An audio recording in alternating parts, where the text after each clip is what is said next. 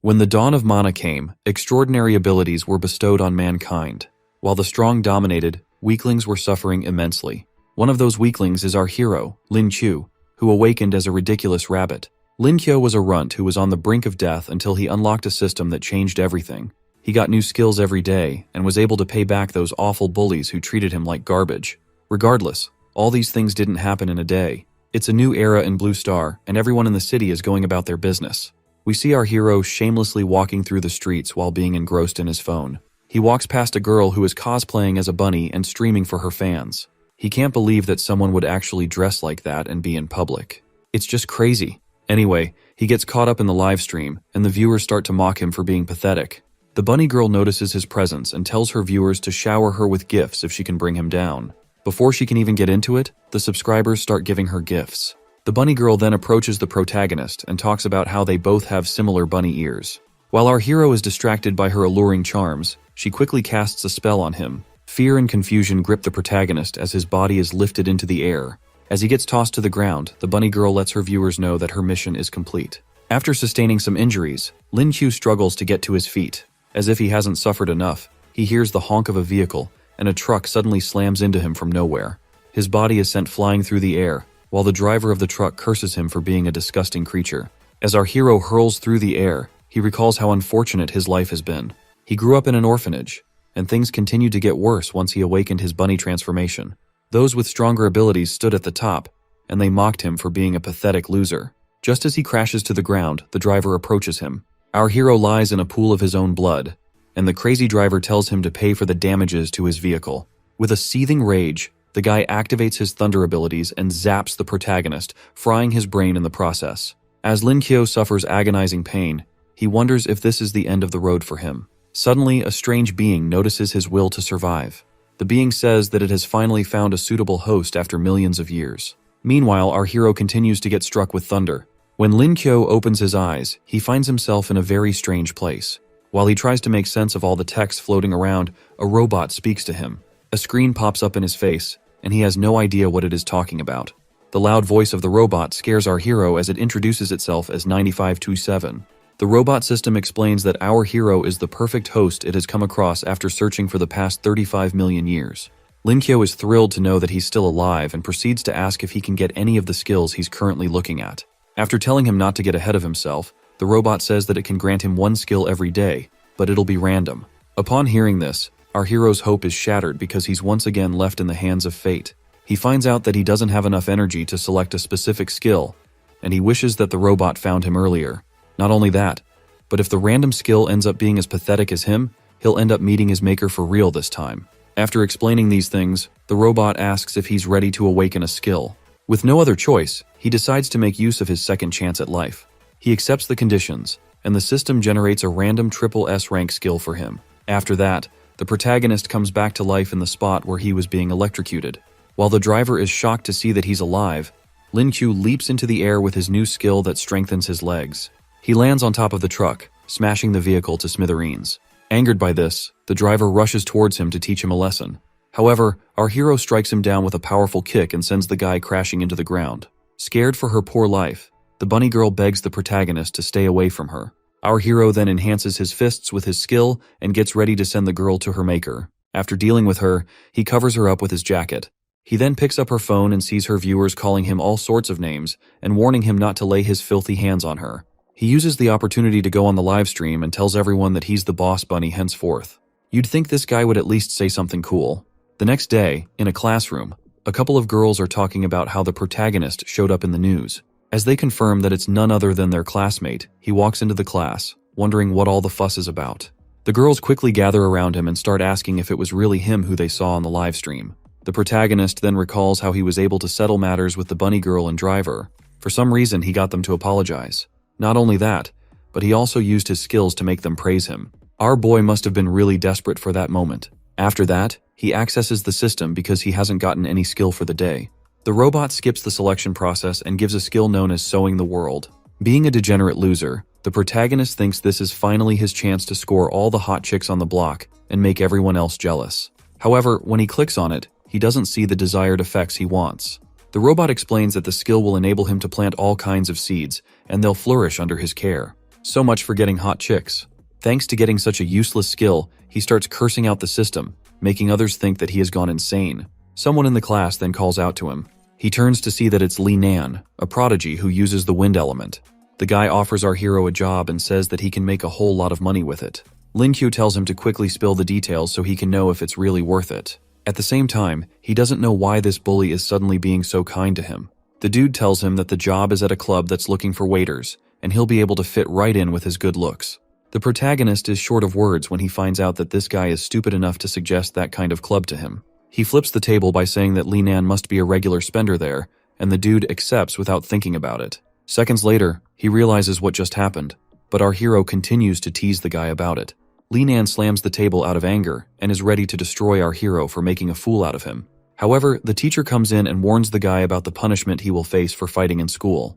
With no other choice, he backs down but still keeps an eye on Lin Qiu. After that, the teacher tells them that those with awakened powers will have a special test to determine if they can get into Lingwu University. Upon hearing about Lingwu University, the protagonist becomes very interested in what the teacher is saying. When spiritual energy was restored in Blue Star, it founded Lingwu University, which is a place dedicated to training awakened individuals. Lin Qiu was nothing but a mediocre loser with pathetic abilities back then. But now, he wonders if he stands a chance to get into the school with the help of the system. He raises his hand to ask the teacher a question. However, the man tells him not to bother with the exam because he'll just end up embarrassing the school. Our hero is crushed under the weight of the teacher's words, and the whole class starts laughing at him. Regardless, he tells the teacher that he'll be taking the ability exam. The teacher remains adamant, telling him that he has average skills and he should just protect the school's reputation. This only makes Lin Qiu more angry, and he vows to beat up every single person that has looked down on him. The man offers to give him a shot at the ability exam if he can make it to the top 10 in the citywide exams. Our hero quickly accepts the deal, and his teacher can't wait to see what the results will be. With an unwavering determination, the protagonist swears to get into Lingwu University at all costs. As he rushes out of school, he thinks of how to save up for university fees because of how expensive they are. A car speeds into the vicinity and suddenly stops right in front of him. As the door opens and someone steps out, he wonders who the hell would be interrupting his day right now. Two girls step out of the car, and the blue-haired one refers to him as the bunny. The girl is known as Qin Zhenjin, and all the guys on the block can't believe how stunning she looks. Even our hero is starstruck when he sees the beauty before him. Lin Qiu then realizes that the girl called him a little bunny, and he wonders why all the women love to call him such an embarrassing name. He clears up his throat and introduces himself to Zhenzane in a flashy and stupid way. He also offers his contact information, but the blonde-haired girl ends up laughing at his silly theatrics. As she teases him, he realizes that she is the same bunny girl from the live stream. She tells him that she came to return his jacket and hands it over to him. After that, the girl says that cosplaying is her hobby, and he shouldn't talk about it. But he doesn't see the point, considering that she's famous. Zhen then interrupts them and asks the bunny girl, Chungmin, if our hero is the one she spoke about. Chungmin tells her that the protagonist was able to beat a bronze 2-star rank, meaning that his powers should be higher than 2 stars. Lin Qiu says that he can demonstrate his powers for them, just so he can show off. However, Zhenjin, who is also a high school goddess, tells him that there's no need since they are leaving. He suggests that they find somewhere to spar, and she wonders if this guy is being serious. Being a rank 1 silver star, she feels insulted by his challenge, and decides that they'll spar a week from that day. He even makes her more repulsed by his presence when he calls her name and asks if there will be a reward for the winner. Zhenjin then tells him that if he wins, she'll act more nicely to him and fulfill any other requests he has. Just before Ming leaves, she advises the protagonist to give up on the competition before he receives the beating of a lifetime. As they bid each other farewell, he assures her that he won't be giving up easily. When they leave, our hero gets on his scooter and suddenly receives a text message. The message is from a customer who is looking for urgent help, and Lin Qiu sees that he gets to set the price of this order. He quickly zooms off to help the client and also become rich in the process as well. In a dark alley beside an internet cafe, some thugs can be heard as they are harassing an innocent person. The poor victim is in tears and offers to give the thugs some money if they spare his life. We see that his name is Zhang San, and he is a 9-star rank bronze healer. The thugs jack him up and let him know that they are going to end his life after collecting all his pennies. Their attention turns to someone who calls out to them. They turn and see the protagonist holding a bat, and he's ready to make them pay for bullying an innocent guy. However, they pick up their own weapons, ready to teach our bunny boy a lesson. Regardless, our hero is unfazed by their threats. As he snaps his fingers, a ton of people appear behind him, ready to beat up the thugs causing trouble in their territory. As the thugs see that there's no way they can win this fight, they run away like wimps before they get sent 6 feet under the ground. The fatso then runs towards the protagonist and can't believe that he is the boss of the area. Now that he has backup, Jang-san tells the thugs never to show up again or the hero will pummel them. After that, he thanks Lin Chu and refers to him as his big brother. But the protagonist just wants to be paid and not an annoying little brat. The boy properly introduces himself as the most handsome high school student in the city and offers the protagonist a payment of 30,000 yuan. Lin Kyo is amazed at how rich he has become from this one order. All he needs now is a little more money to cover his tuition fees and he is set. Seeing that he is now rich, the hero decides to call Zhang his junior. He then asks why the thugs were upset with him. Zhang explains that he used a female account in a game and the person he got married to asked him for a voice note. However, the person was sitting right across from him and caught him when he used a voice changer. Lin Kyo can't even believe how insane this guy is. The kid offers to give the protagonist a ride in a luxury car, but he declines the offer. On his way home, he thinks about how lucky he is to meet the high school goddess and make a lot of money on the same day. In school the next day, the lecturer tells all the students to settle down for class. Our hero is completely exhausted because he was studying all through the previous night. He tries to keep himself alert with a cup of coffee, but he might just pass out at any moment. He then asks the robot to give him his skill for the day. The robot complains about having its sleep interrupted, leaving the protagonist very amazed. Why the hell does a robot even need sleep? The plot armor finally kicks in, and the protagonist gets the photographic memory skill. It's the best thing he needs for the exam. As he decides to test out the skill, the lecturer notices that he is behaving strangely. Lin Kyo looks at the board and immediately gets the answer to the equation there. Seeing how easy it is to use the skill, he starts flipping through different books to gather as much knowledge as possible. While he is engrossed in the books, the teacher finally snaps and lashes out at him. The man slams the desk, causing our hero to jump straight up from his seat. He yells at Lin Chu for looking at a physics book when they are currently having a language class. He tries to explain what made him happy, but the man isn't having it. Eventually, the guy even starts shooting flames out of his mouth as he reminds the protagonist about his awful results. Seriously, this guy needs to take a chill pill. Lin Kyo suggests that the teacher should test him by asking a question from any page of the book, because he is confident in his memorization. Despite this, the lecturer still tells him to give up on the ability exam, but Lin Q tells the man to stop underestimating him. A serious tension rises in the class as the lecturer decides to start with an easy question. Our hero quickly gives the answer as he asks, leaving the teacher amazed.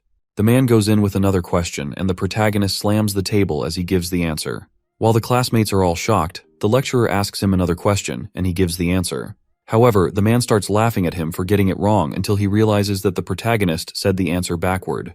The whole class is in disarray and the students can't comprehend how our hero is doing this. After defeating his teacher, he leaves the class and says he'll be seeing them on the exam day. Days later, the results of the exam come out and everyone is shocked to see who came out on top. It's none other than Lin Q, and he thanks his photographic memory for paving the way to victory for him.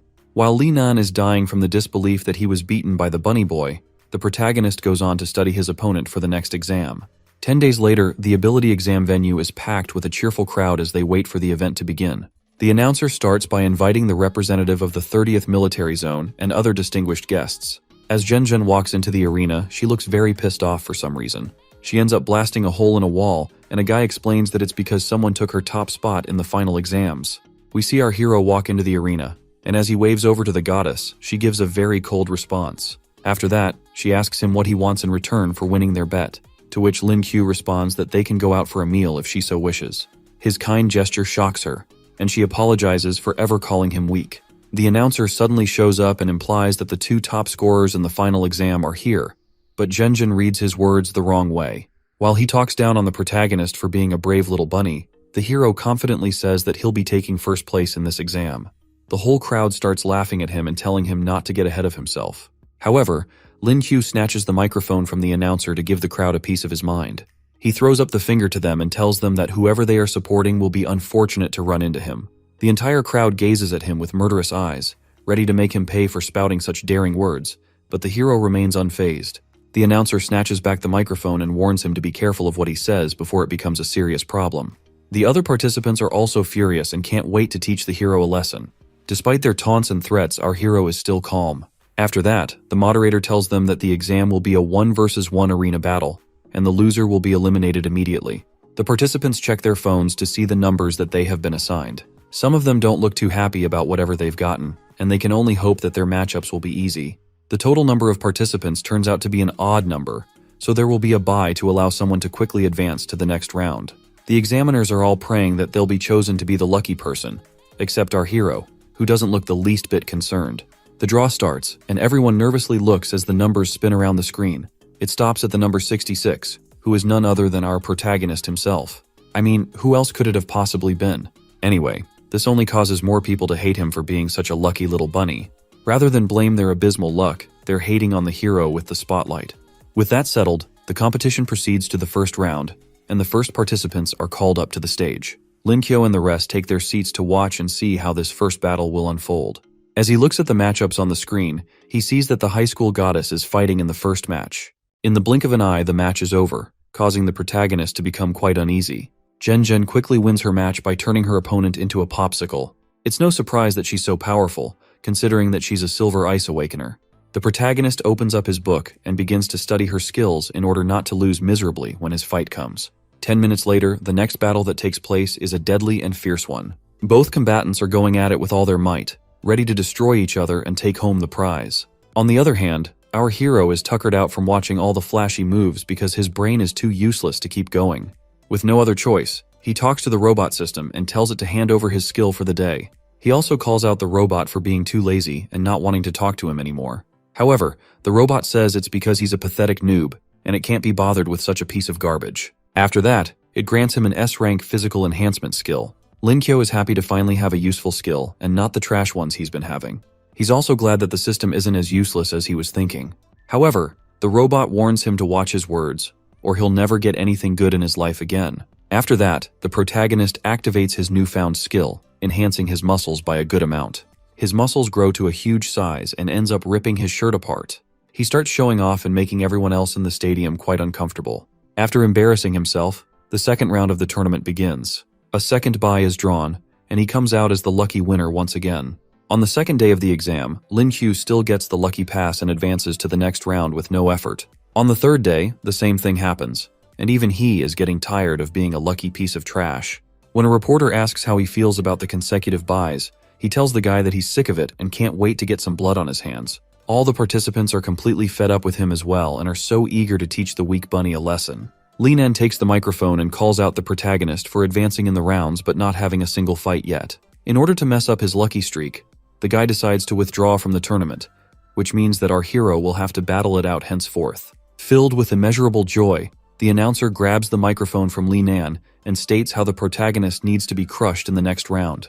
One of the participants sees this as a good opportunity to put an end to our hero's stroke of luck. The matchups are drawn, and the crowd is rooting for the hero's opponent, Lei Dan, who they are hoping will beat the crap out of Lin Kyo. The protagonist looks over to his opponent, who gestures that this is the end of the road for the bunny boy. But Lin Kyo doesn't understand why everyone is hating on him so much. As the match starts, Lei Dan starts talking trash about how our hero is unlucky to face him. Despite all his trash talk, Lin Kyo isn't fazed and pretty much just wants to get this over with.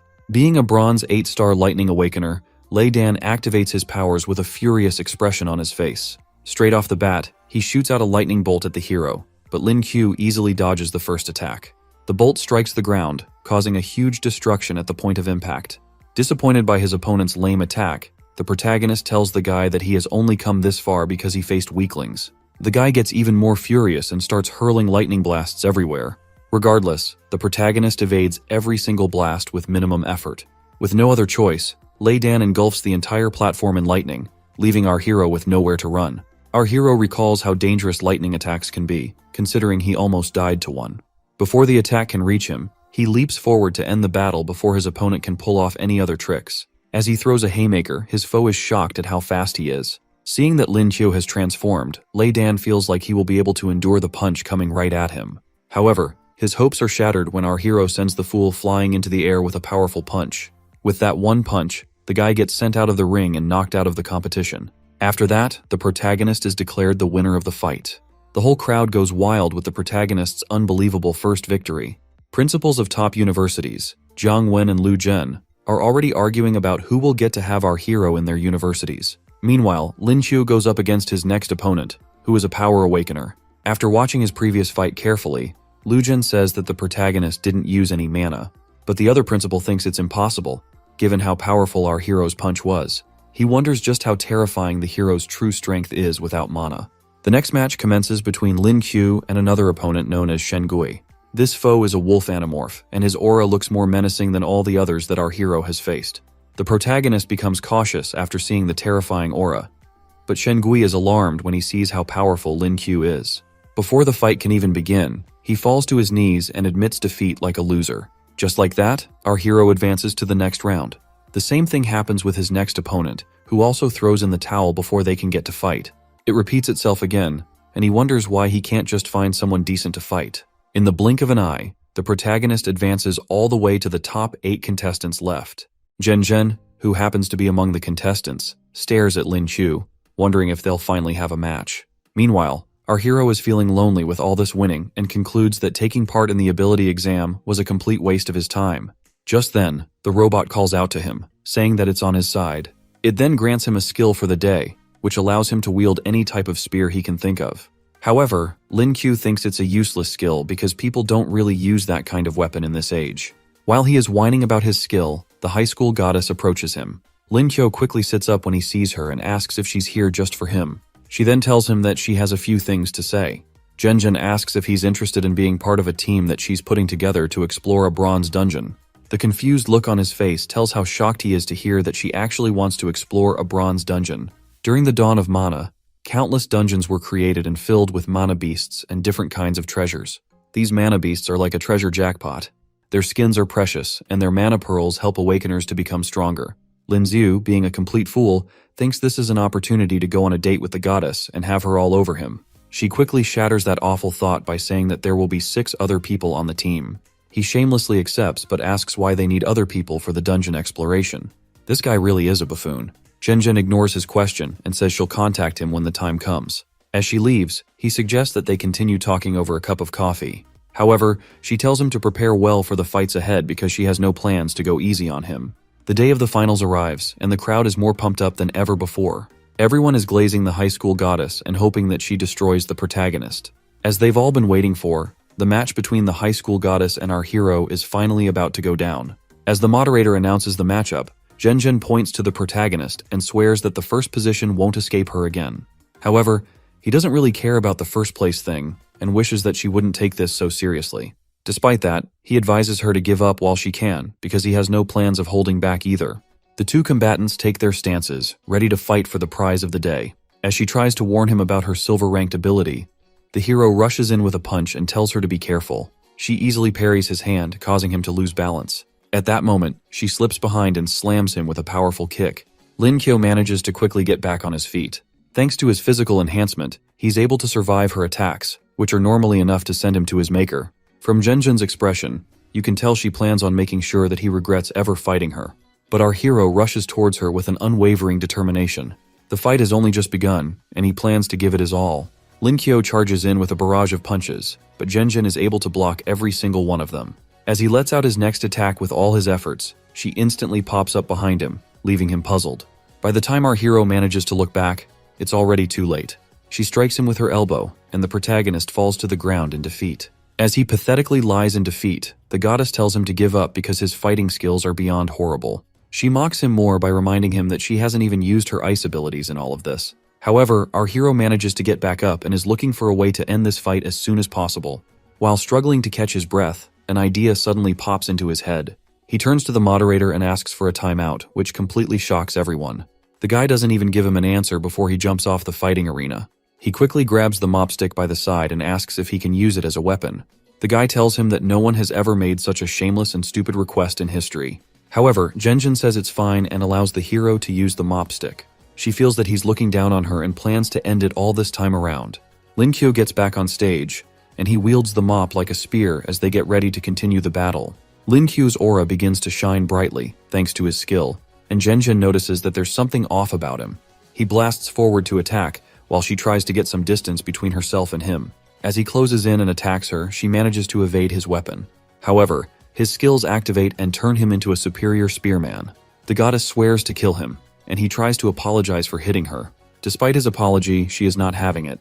She sends out a barrage of ice spears at him, and he manages to evade them. Feeling enraged, the high school goddess activates a more powerful ability that starts to freeze the whole arena. Our hero notices that his movements have slowed down thanks to the freezing temperature. Caught in a very tough situation, the protagonist sees that he can only stand a chance if he morphs. Sadly, he doesn't even have time to think about that because Zhen keeps hurling ice spears at him. As the ice spears explode at the point of impact, she tells the host to call an ambulance and declare the results. But before the guy can declare her as the winner, our hero emerges from the smoke with his bunny ears and tells Zhen not to run off just yet.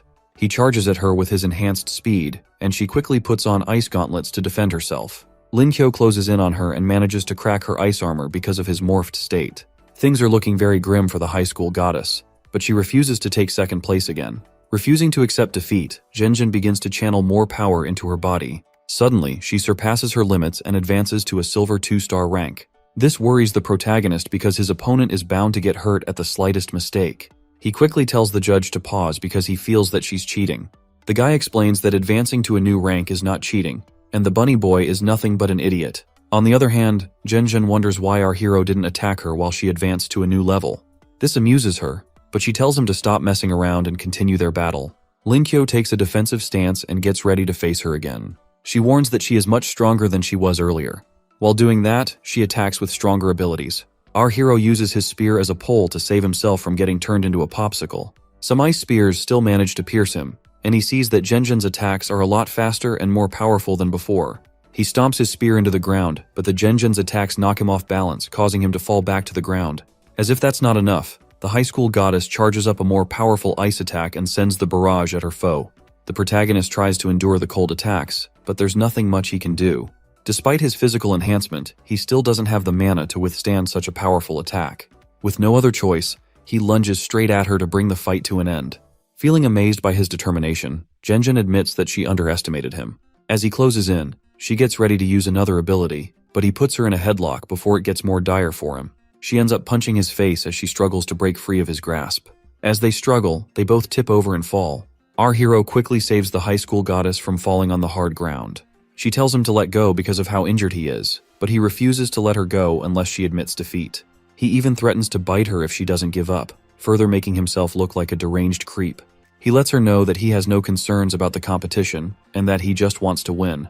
Upon hearing this, Zhen lets out a heavy sigh and admits defeat to the host. After that, our hero passes out and crashes to the ground due to the accumulated fatigue he has. The girl rushes over to him to make sure that he's all right. As she calls out his name, his consciousness fades out. When he wakes up, he sees himself in a bed with his head bandaged up. As the robot sees that he's awake, it gives him a skill upgrade ability that upgrades him from a white rabbit to a mischievous rabbit. Lin Qiu loses it when he finds out that the weird dream he had was all because of the stupid robot. After that, he quickly accesses the system to receive his skill for the day. After a series of trash skills, he finally gets a triple S rank skill known as Dimensional Awakening. Without asking him, the system begins merging 2 of his skills. He tries to stop it, but it's too late.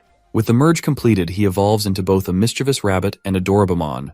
Looking at his stomach, he asks the robot what the pouch on his stomach is supposed to do. It explains that the pouch is a 3-dimensional space that can be used to store anything. Aside from the 3-dimensional space, he also gains a skill that can transport him anywhere within 5 kilometers. Lin Qiu jumps out of bed and decides to test out this teleportation ability. As he thinks of a destination, the door immediately sends him to a random place.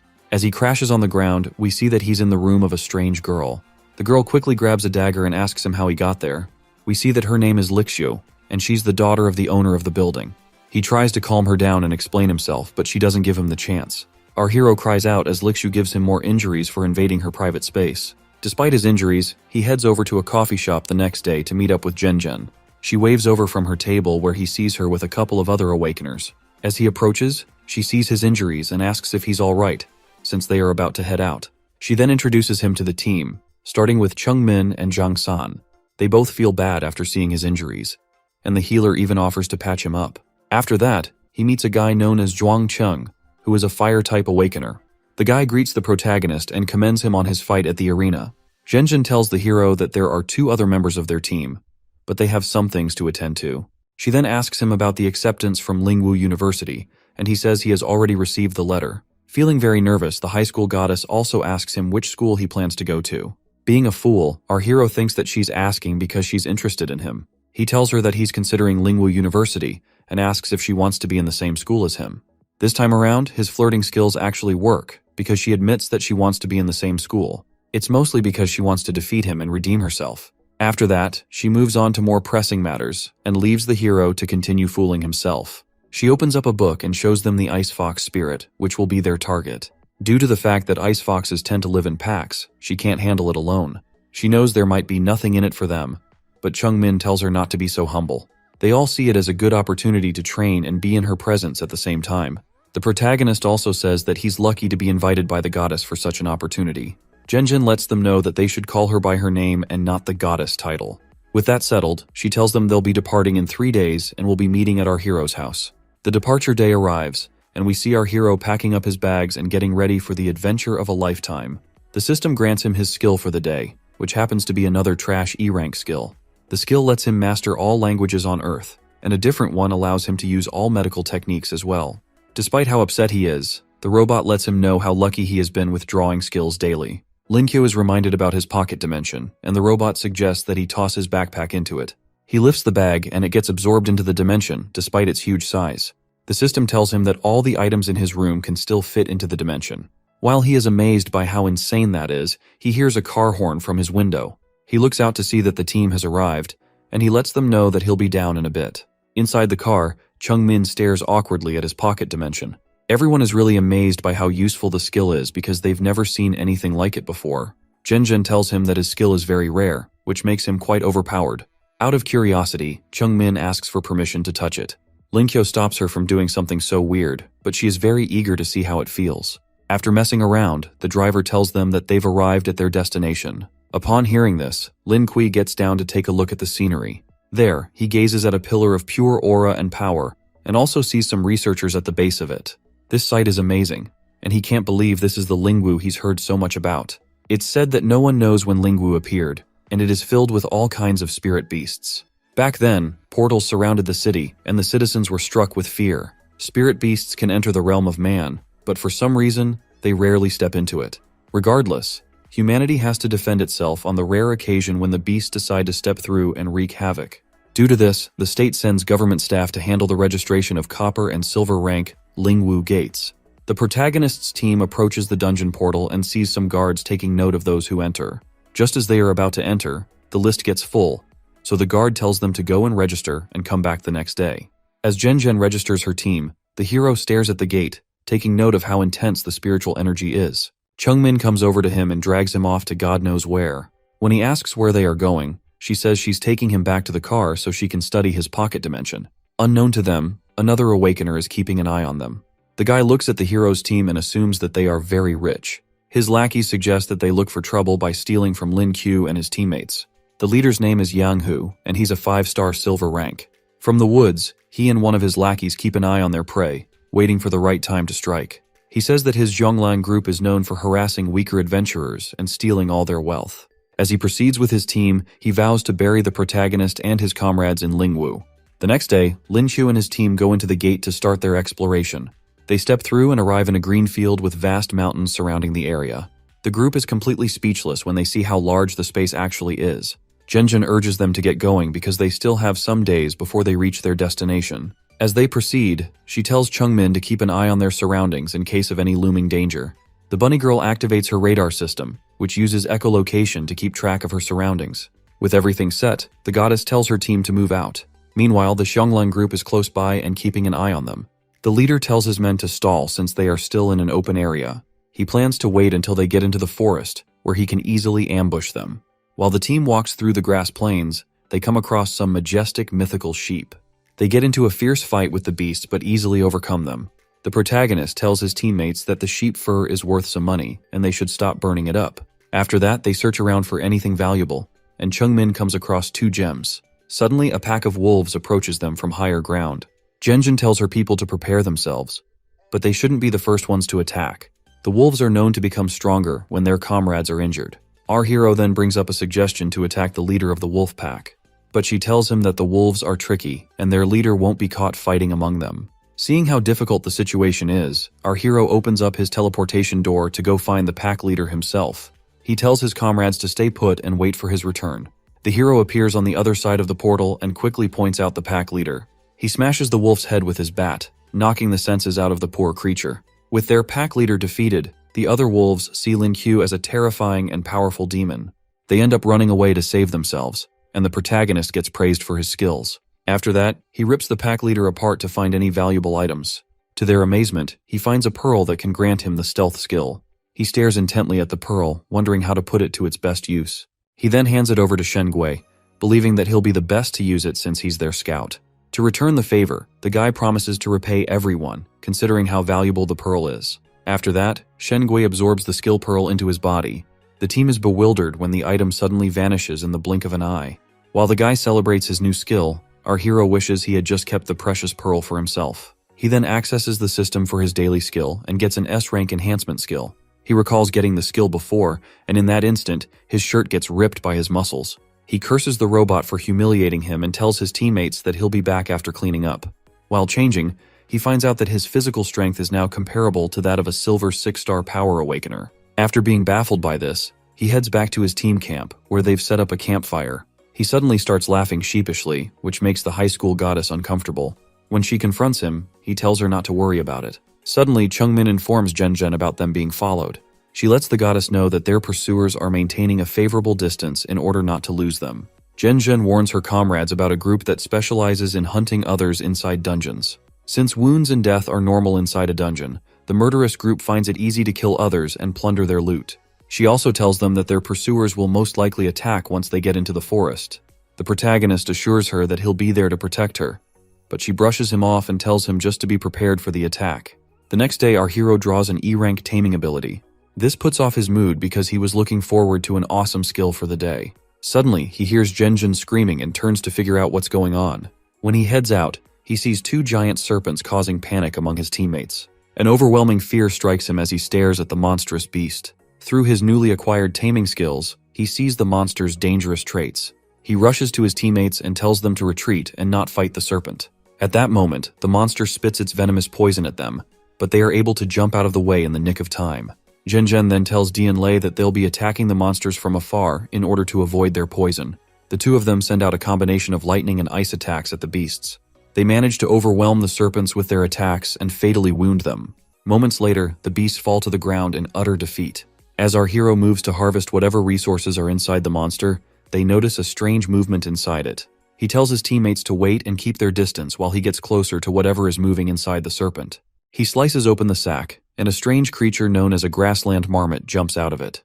While the guys can't make sense of why a marmot showed up, the girls see it as a very cute creature. The marmot jumps on Lin Kui's shoulder, making him quite uncomfortable and scared. Realizing that our hero is of no use, the creature jumps onto the high school goddess, cuddling her.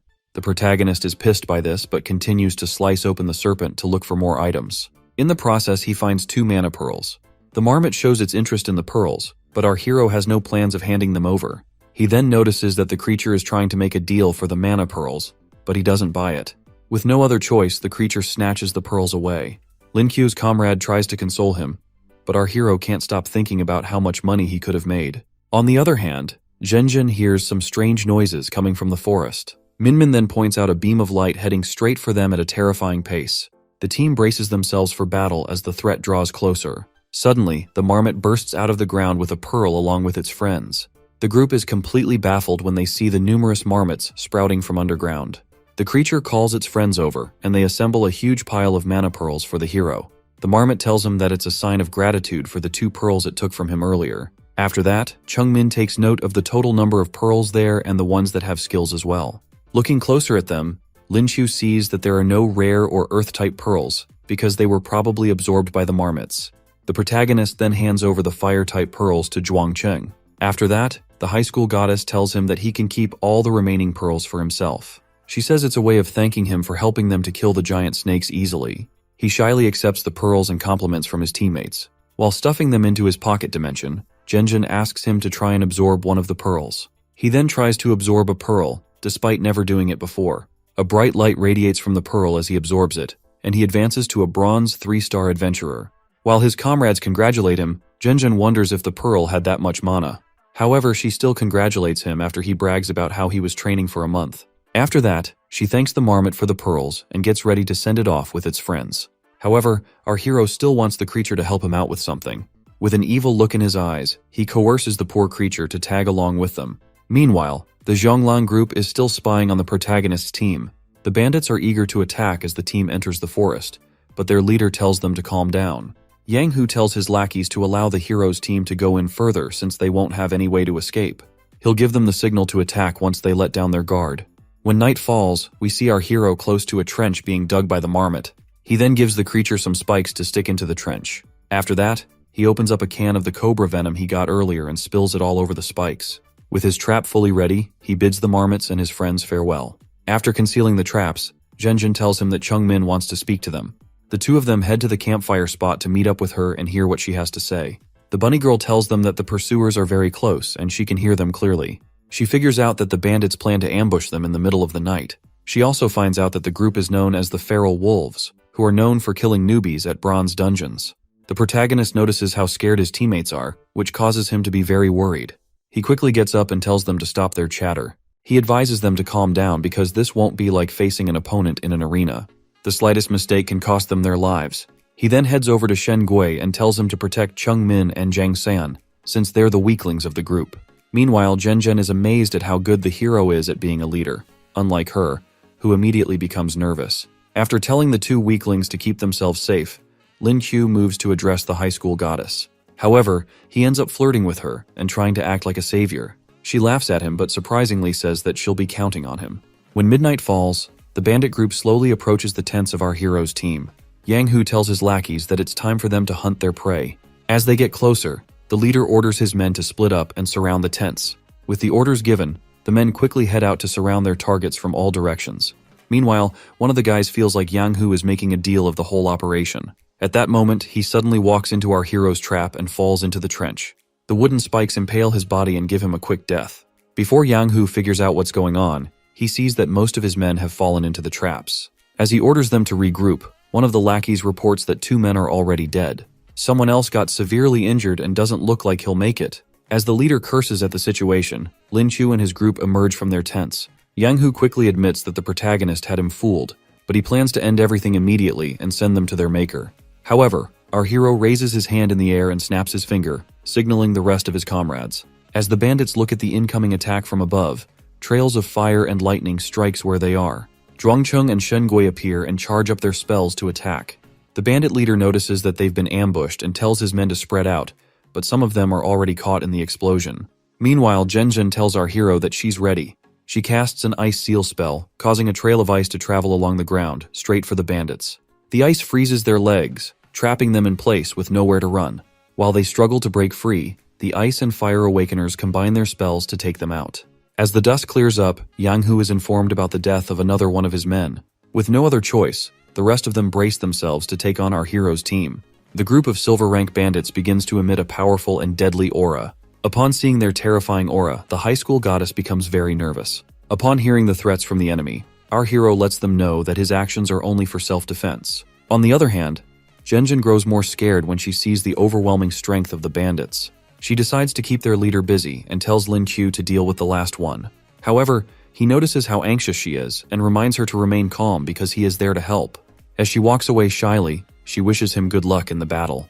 The protagonist then orders Zhang San to hide away while the rest of the team protects the guy. Not only are his teammates baffled by this, but the enemy team can't believe that a bronze rank guy is trying to be the hero. One of the bandits gets provoked by Lin Qiu's words and moves to attack him quickly. The guy unleashes a huge tornado, heading straight for our hero and his teammates. However, the protagonist easily evades the attack when he sees how slow it is. He gets close to the enemies and smacks them around with his overwhelming strength. He stomps on their heads and mocks them for being defeated so easily when he has barely started. As Zhang San applauds his efforts, Lin Qiu says it's all thanks to the weapon he is wielding. Meanwhile, the high school goddess is being overwhelmed by the Xionglang group leader. Our hero rushes over to help her when he sees how dire the situation is. He shows up behind Yang Hu, but the bandit leader already notices his presence. Regardless, the hero swings down at him with all his might.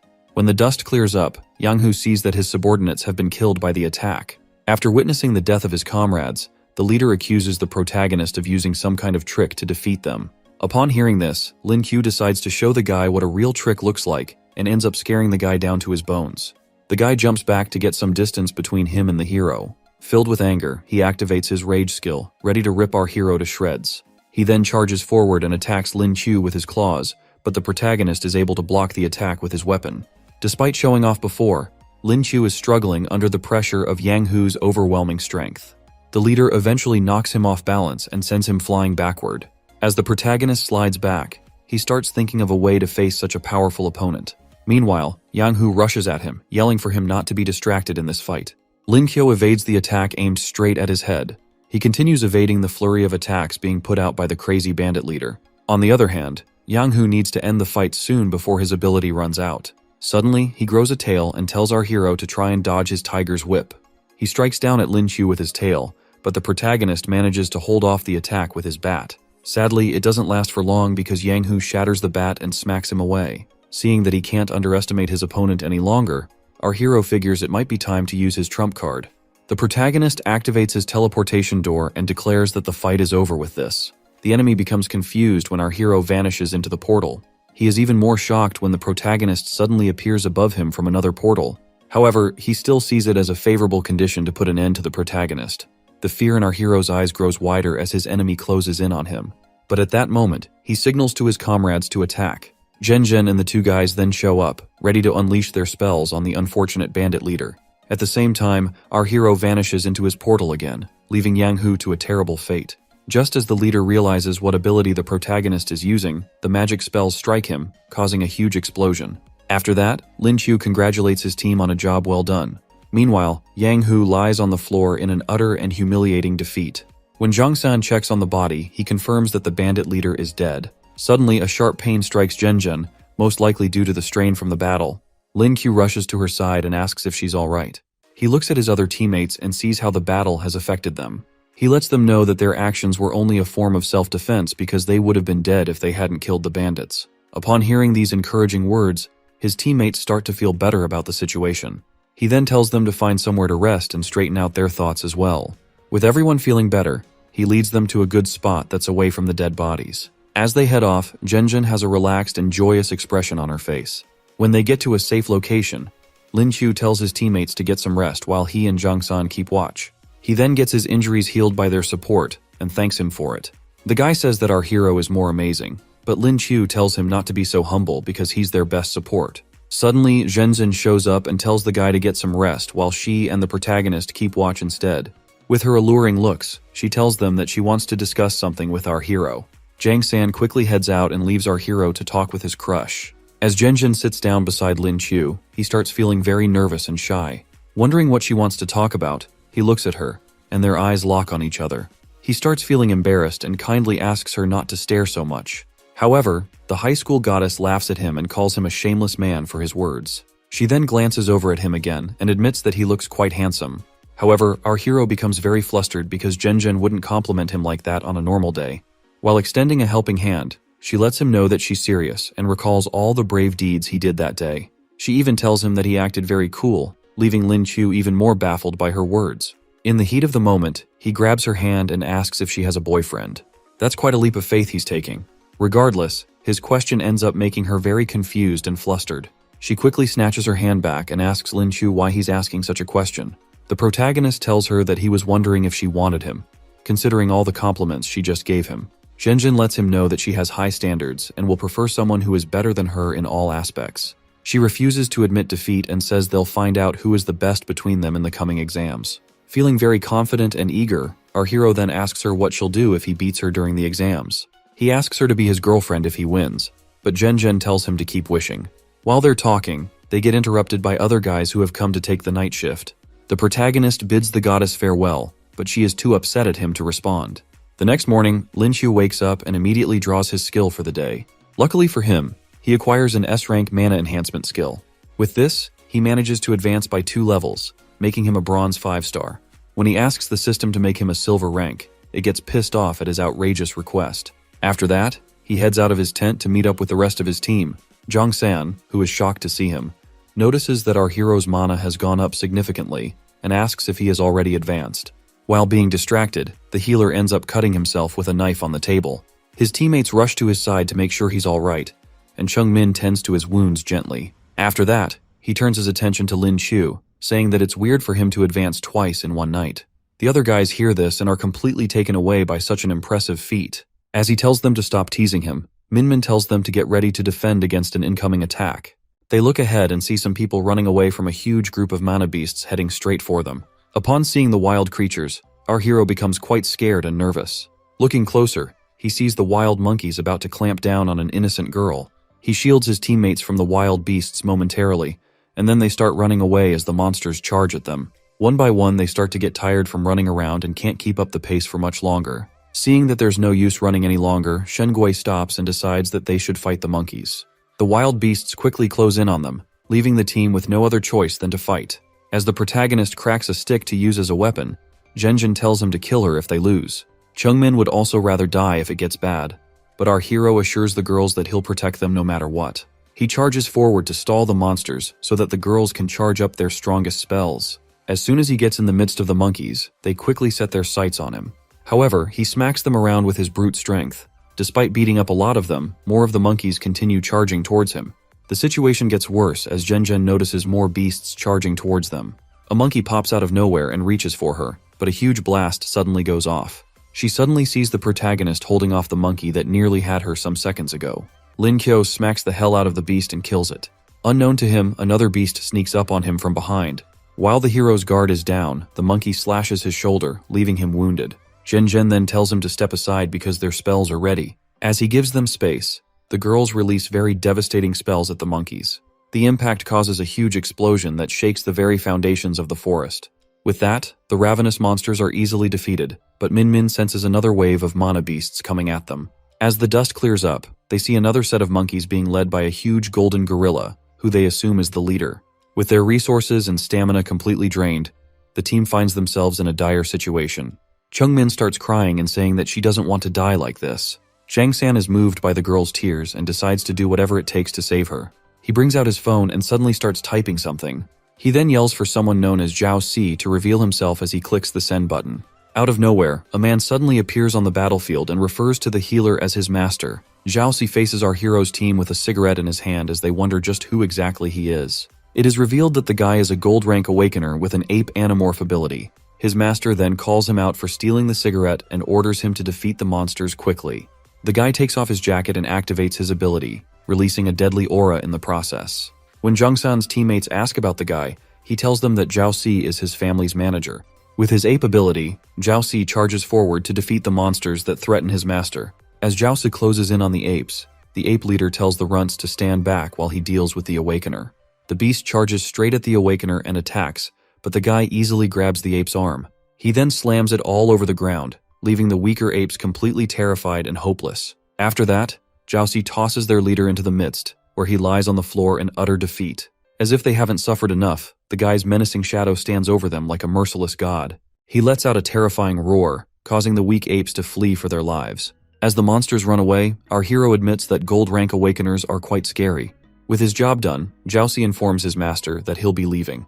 The guy takes off into the sky as they bid each other farewell. Minmin then asks their healer if Zhao Si has always been close to them, and he confirms it. He also says that Lei Dan's family also wanted to send an escort, but they concluded on only Zhao Si. He then apologizes for not informing Lei Dan about the decision earlier. Lei Dan admits that if they knew someone was protecting them, they wouldn't have gone all out with their training. Thanks to the training from the past few days, he suddenly advances to the next rank.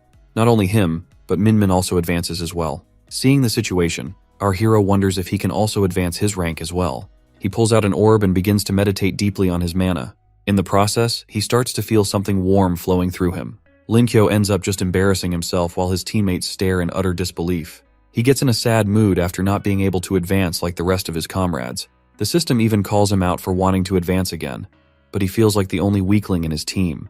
While searching the body of the ape leader, he suddenly finds a mana pearl. He finds out that it's a silver mana pearl, and it also has a rare sound skill that can stun enemies. He then calls Zhang-san's attention and offers the pearl to him, leaving the guy very surprised. The protagonist tells him to offer the pearl to Chung-min since he has seen how much he likes her. The fatso starts daydreaming about Chung-min and how she'll make the perfect wife. Talk about a desperate fool. Anyway, he offers to send our hero a huge amount of money once they leave the dungeon. Full of joy, Zhang-san stares at the pearl and thinks about how to approach his crush with it. Suddenly, Chung-min approaches him and asks why he's smiling so sheepishly. Just as he's about to chicken out, Lin Chu comes over and pushes him forward. Zhang-san ends up kneeling with the pearl in his hand and looks like he's proposing to Chung-min. She sees the sound pearl and is filled with warm emotions. As Jong-san tells her that the pearl is for her, she embraces him with a big, warm hug. After that, Zhenjin reminds everyone that they need to pack up and get moving. Moments later, the team arrives at the border between the forest and the snowfield.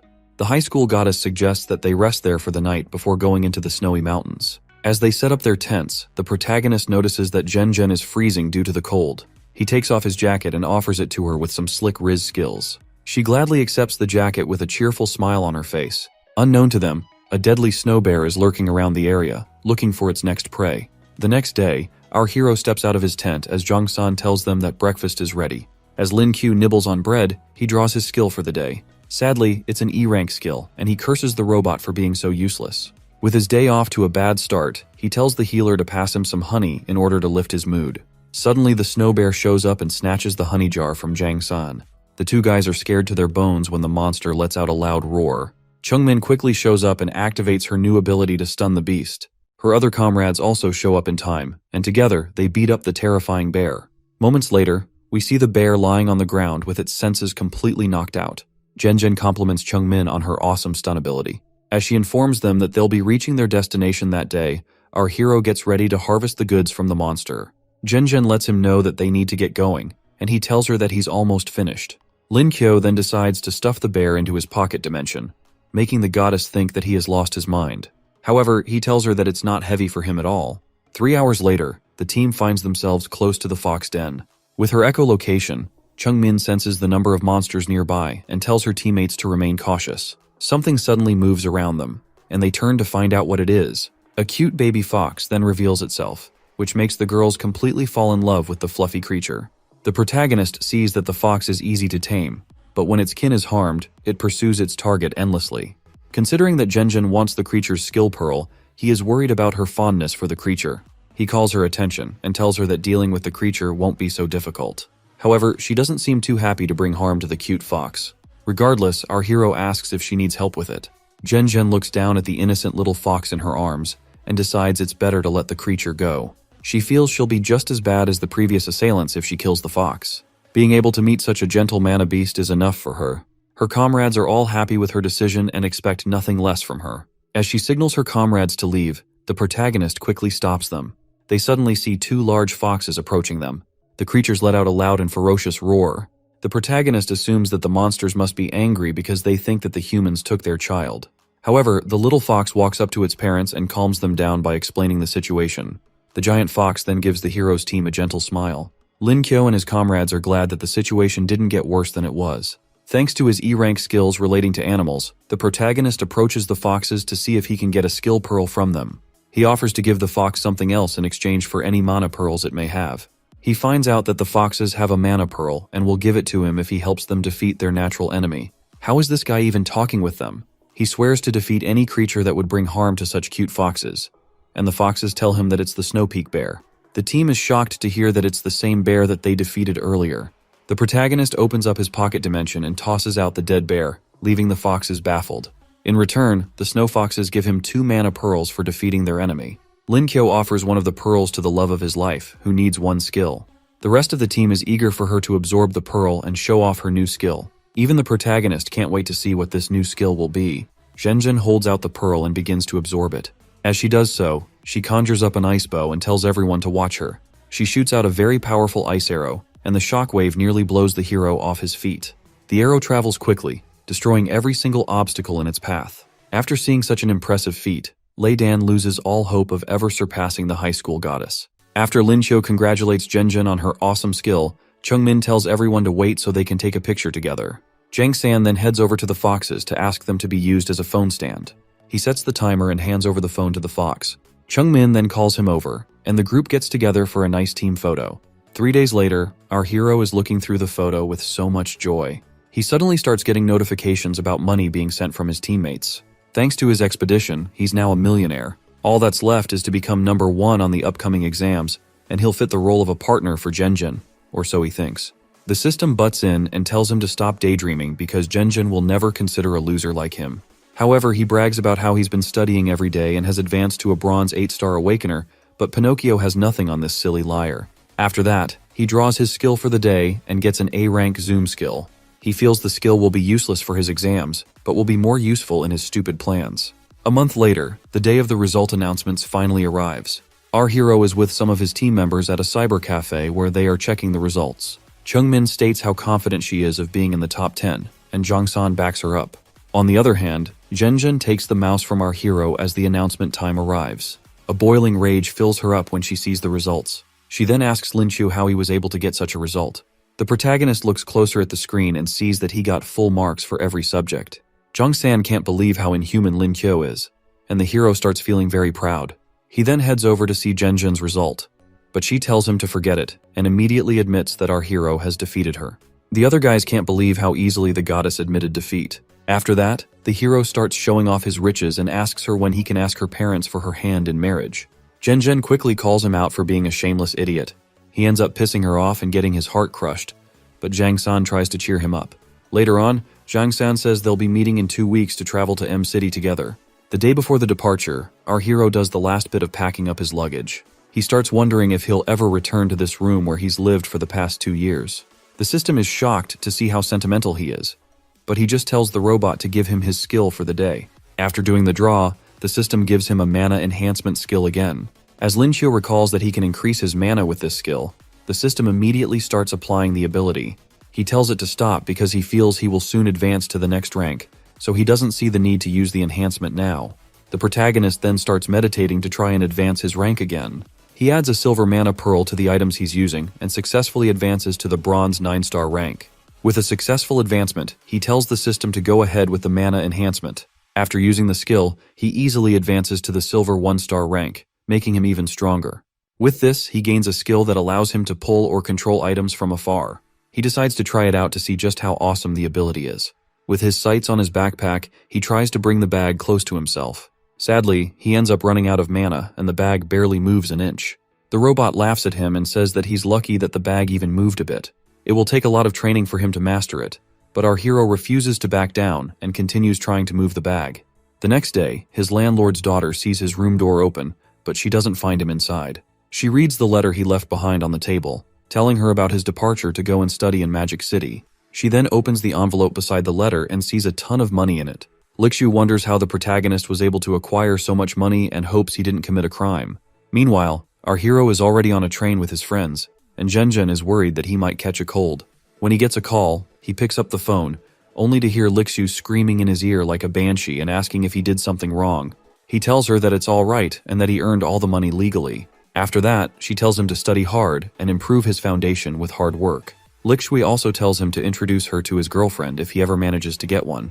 When the train arrives at Magic City, our hero tells Lixu that he has to go. On their way out, Jung-sun remarks on how the hero's family must really care about him. The scene shifts to the bubbling town of Magic City, where we see a lot of people going about their daily business. A certain old man who is seen walking around is revealed to be Lu Zhen, Magic City's vice principal. He sees the hero with his friends and calls them over. He tells Lin Qiu that he knew they would come to his university and compliments them for their talents. The old man senses something off and notices that the protagonist is now a silver rank awakener. He tells the hero to come to his office once he's done with the registrations. However, our hero feels bad about being called to the principal's office on his first day. Later on, one of the staff members shows Lin Qiu and Jang-san to their room. When they get inside, Jang-san commends the protagonist for reaching silver rank so soon.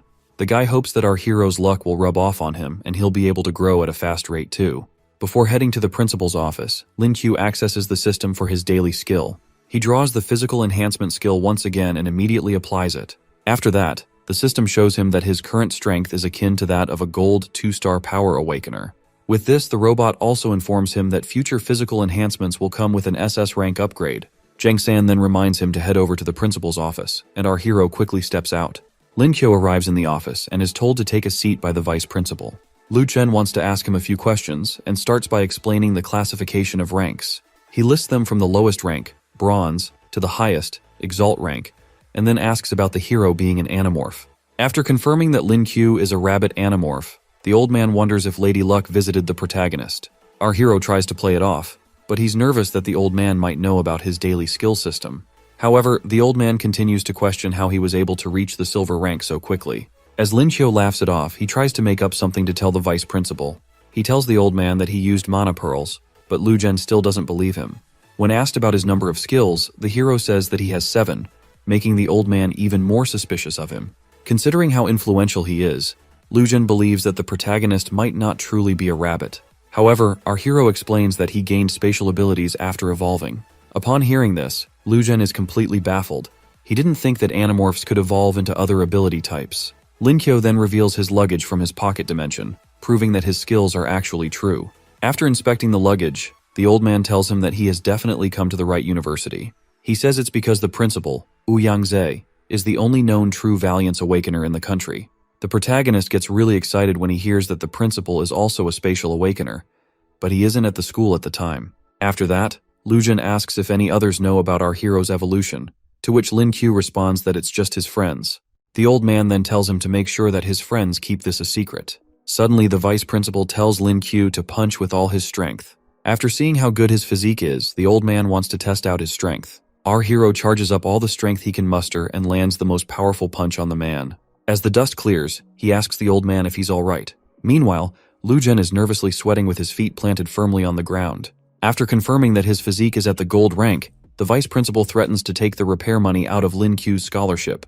Moments later, he decides to give our hero a spot at a competition the following month since he has a gold rank physique. Despite the old man explaining how prestigious the exam is, Lin Q refuses to partake in it. He tries to persuade the protagonist more by mentioning the cash prize of the competition. Upon hearing the amount, our hero shamelessly agrees to do his best. As the hero walks back into his room, Jung-san welcomes him and mentions that their roommates have arrived. Lin Q struggles to hold in his laughter once he sees the guy with green hair. The guy's name is Zhang Hongyang, and he's a bronze 9-star awakener. After mocking the guy, our hero turns to the other person in the room and assumes that he's the father of the green-haired kid. The older guy walks up to him with an intimidating aura, and Jang-san explains that he's also one of their roommates. Regardless, the protagonist doesn't understand how this guy looks so much older than everyone else. After joking around, Hongyang suggests that they find out who is the oldest among themselves. They all bring out their IDs, and sadly for the rest, Lin Chu turns out to be the oldest person in the room.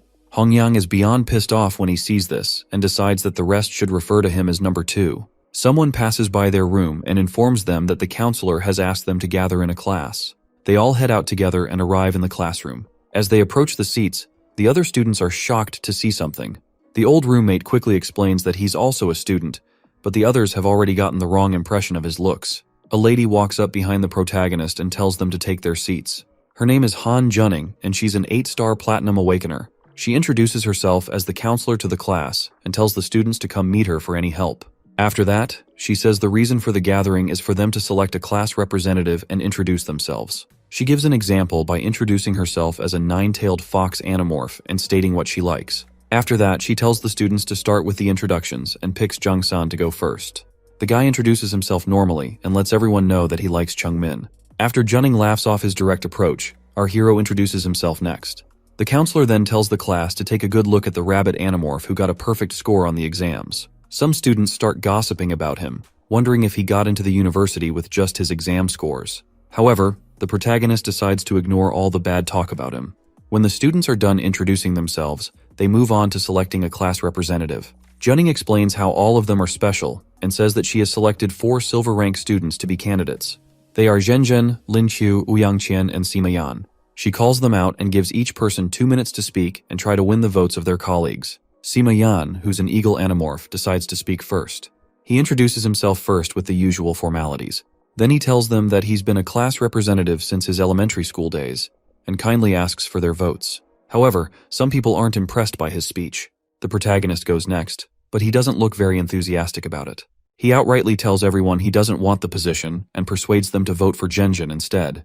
The counselor thinks he's just a troublemaker, but calmly gives the microphone to Zhenzhen. The high school goddess just asks everyone to vote for her and hands back the mic. As expected, her friends are all cheering for her. After that, the microphone goes to the last person, Ouyangqian. The girl sees how popular Zhenzhen is but doesn't feel threatened by her.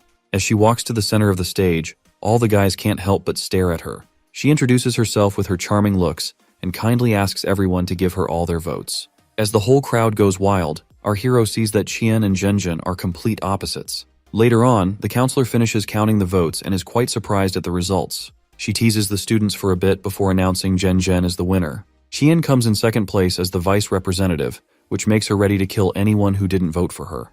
With the votes settled, Junning decides to move on to the matter of their military training. She tells them that the training is very strict and they'll be expelled if they miss it.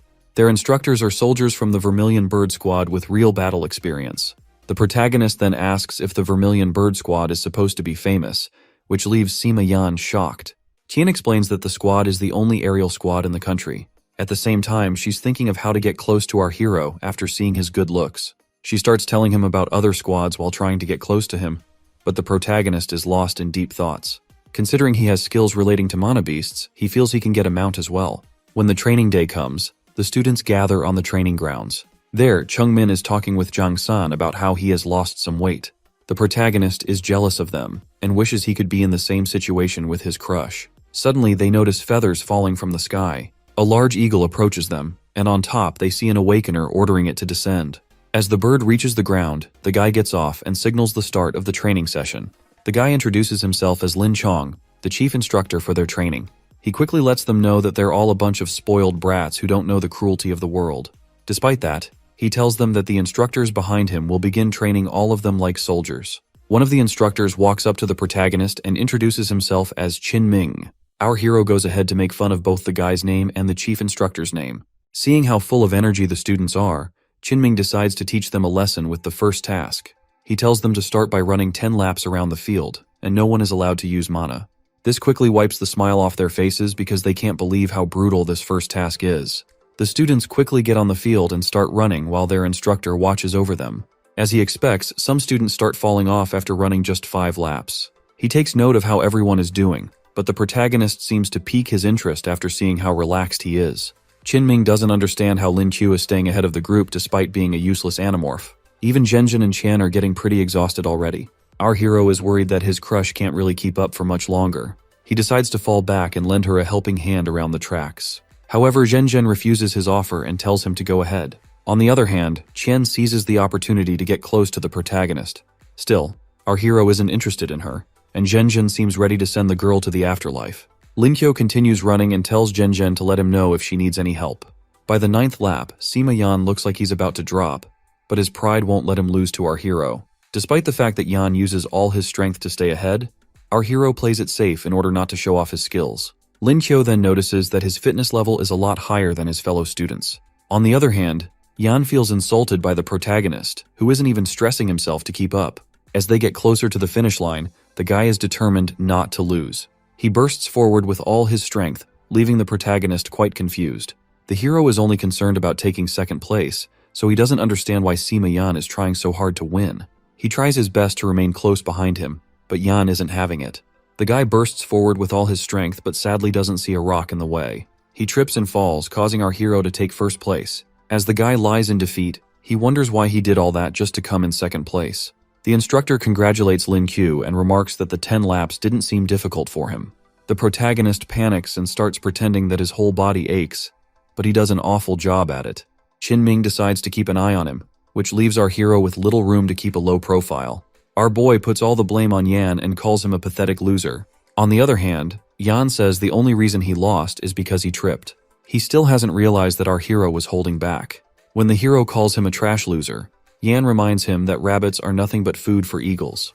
But our hero tells him that he knows nothing.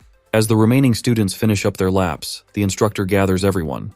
With a rough evaluation of his students, he tells them to start doing a set of 100 push-ups for 5 sets.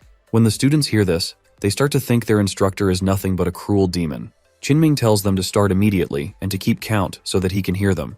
As the students get into position, they are warned not to skip anything, or they'll be given an extra set. Sima Yan feels he'll be able to win this task since push-ups are part of his regular training. However, he gets crushed when he sees our hero doing push-ups at an inhuman speed. Lin Qiu thinks there's no need for him to hide his strength any longer, so he might as well go all out.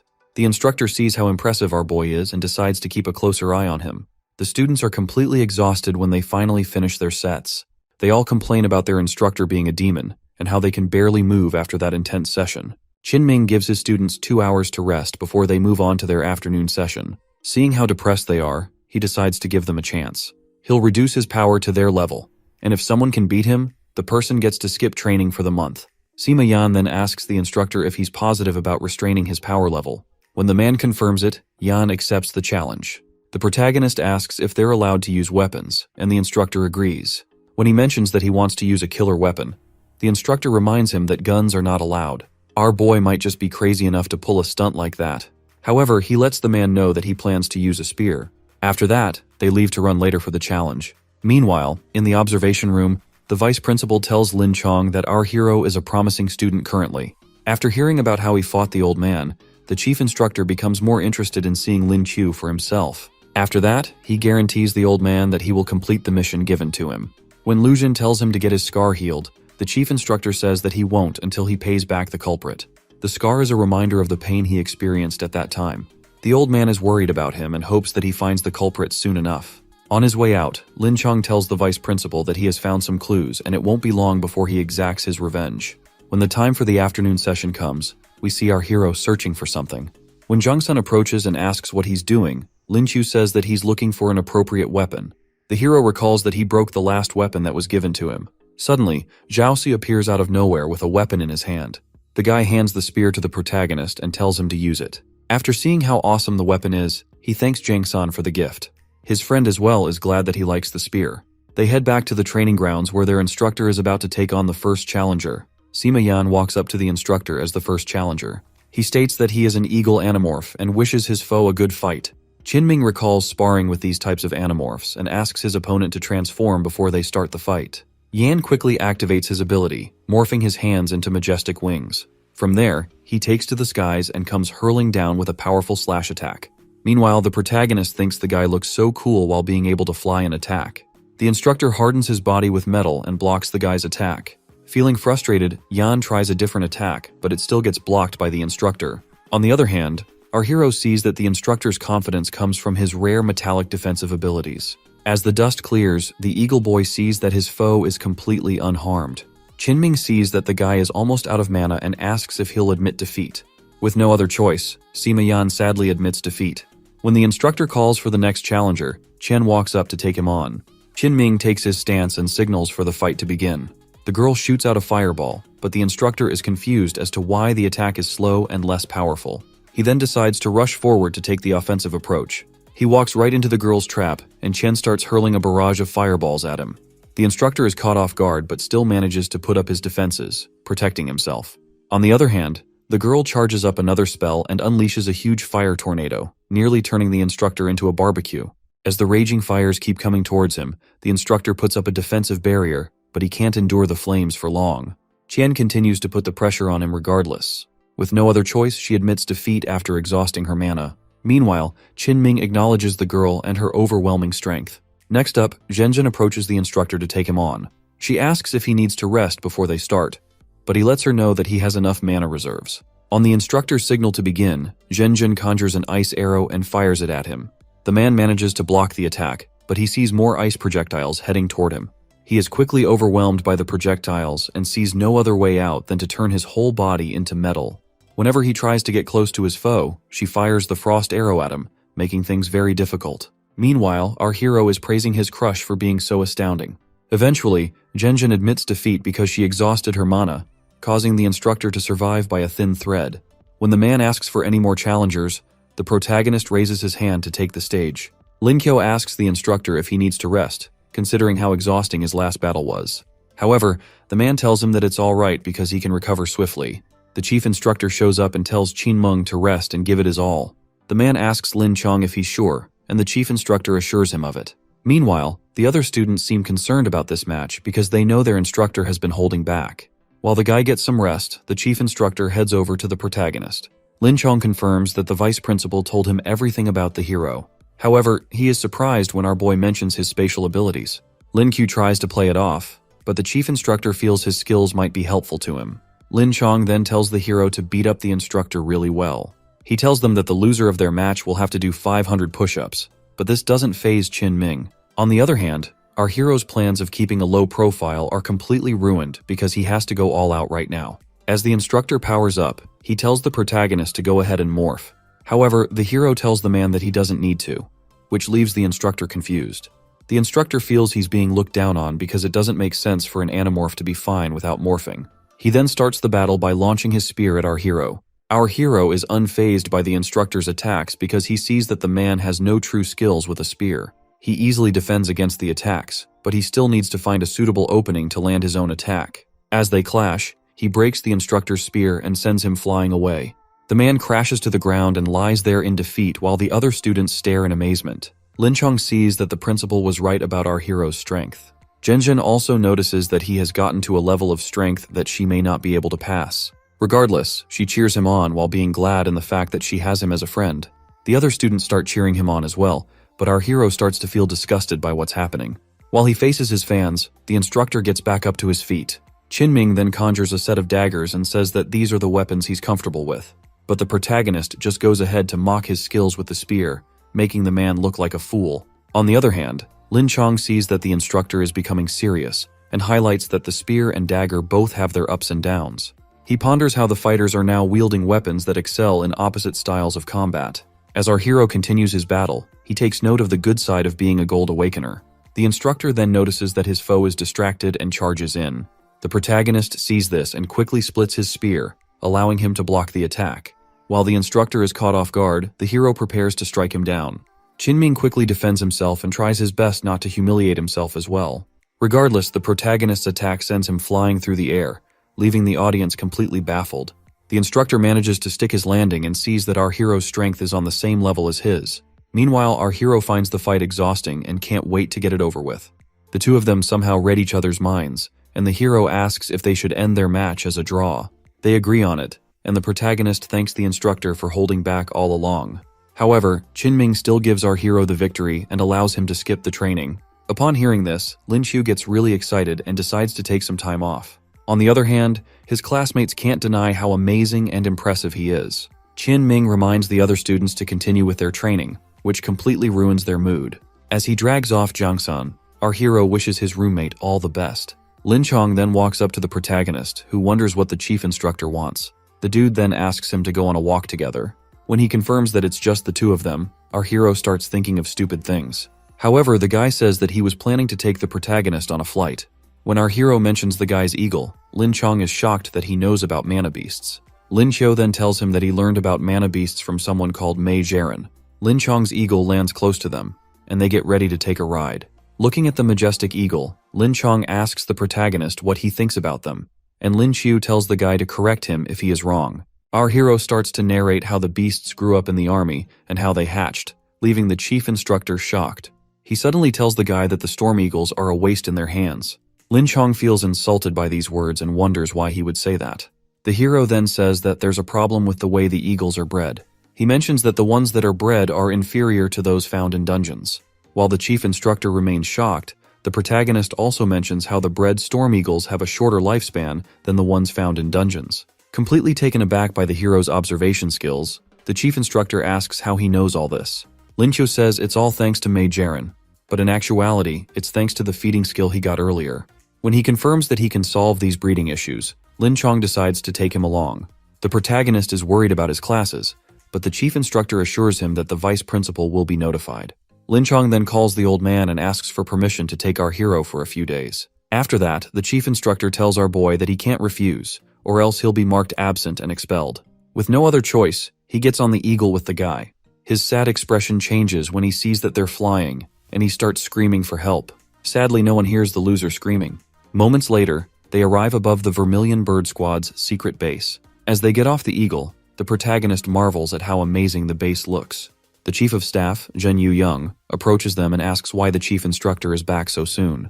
Lin Chong quickly shows him our hero and describes him as a precious treasure. Meanwhile, the protagonist is completely confused as to what's going on. The chief instructor then tells Yu-young that he'll understand our hero's presence once they meet their team leader, but the guy declines. After that, he heads over to the logistics base with the protagonist. After walking along a long bridge, our hero is confused when they stop in front of a huge rock wall. He wonders if the team leader is a monkey that's going to jump out and surprise them. However, Lin Chong uses a terminal to reveal a secret door behind the large boulder. Our hero is surprised to see such marvelous technology before him. On the other hand, Lin Chong tells him that there are more surprises waiting inside. When they enter inside, the protagonist is met with a very high-tech lab. The lab is filled with scientists who are attending to different species of flying beasts. The The space alone is so large that it may as well be the size of an entire mountain. The chief instructor then asks the hero if he is impressed with the size of the logistics base. Lin Kyo then turns his attention to a griffin and says that the food it's being fed might kill it. The instructor quickly drags him away after seeing how he has called out some errors. They get to a door where the guy tells the hero that there's a psycho who's immersed in his research there. Rather than knock on the door, Lin Chong kicks the door down like a deranged fool. While trying to get through the dust, Lin Qiu asks the guy if there wasn't a better way to enter the place. As the dust clears, they see a blonde-haired girl who the instructor refers to as team leader Shen Xing. Lin Chong mentions that the girl is a gold-ranked demon awakener. Shen Xing finally turns back and notices their presence in the room. Meanwhile, our hero wonders just what a demon awakener is. The instructor tells him that these awakeners are rare, just like his spatial type abilities. That's when our hero realizes that the instructor knew about his ability all along. Lin Chong then tells him to hide while he wakes up Shen Xing from her deep thoughts. He says the girl usually enters her demon form when her thoughts are disturbed, and it's quite hard to beat her. As soon as he taps her shoulder, the team leader grabs her pistols and starts shooting sporadically. The guy manages to dodge the bullets, but it looks like Shen Xing has lost her mind. Our hero watches the fight from a safe spot and notices when the team leader runs out of bullets. However, a demonic aura starts to surround her, and frightening voices can be heard as well. Her nails grow into sharp fangs, and she also grows horns and a tail. With her demon showers, she charges straight at Lin Chong, but he erects a large wall to protect himself. Regardless, it's not enough to keep the deranged, demonic girl from shattering it. The chief instructor then reinforces himself with layers of defenses, but he is still being pushed back by the team leader. He then tells our hero to go get some help because he can't hold off the girl any longer. The protagonist quickly runs off to find a way to help the chief instructor. He comes across a computer showing the parameters for hatching beasts known as flamezors. However, he sees that these parameters will only make the beasts lack in a lot of areas. The chief instructor urges him again to go get help instead of standing around. Regardless, the protagonist then tells him that there's an issue with the parameters, which catches the team leader's attention as well. She becomes even more interested when he says he knows how to hatch the beasts properly. Upon hearing this, her demonic form fades away, and she asks the hero if he's sure about it. While Lin Qiu is shocked to see her back, she tells him that she hasn't been able to figure out how to hatch the eggs. Meanwhile, the chief instructor regrets wasting all his time fighting her to wake her up. He then tells Shen Xing that our hero is an expert on mana beasts.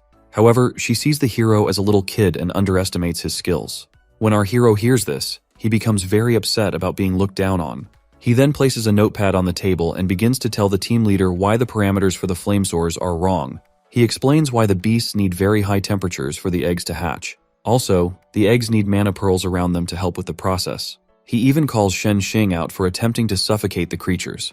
She tells him that the process of placing mana pearls around the eggs is new to her. Our hero then explains how dungeons have more mana than the outside world. This obviously makes sense to the girl, and she finally sees how amazing our boy is. The team leader quickly drags him off so he can help her hatch the eggs together. Lin Qiu then tells her that there's something more important than hatching baby eggs. He then drags her off quickly to somewhere else. The scientists at the lab turn around when he calls their attention. After introducing himself, he tells them that he's going to give some advice. He starts by telling the researchers that there are a lot of mistakes in their work. However, they feel insulted by his words and claim to be experts in the field.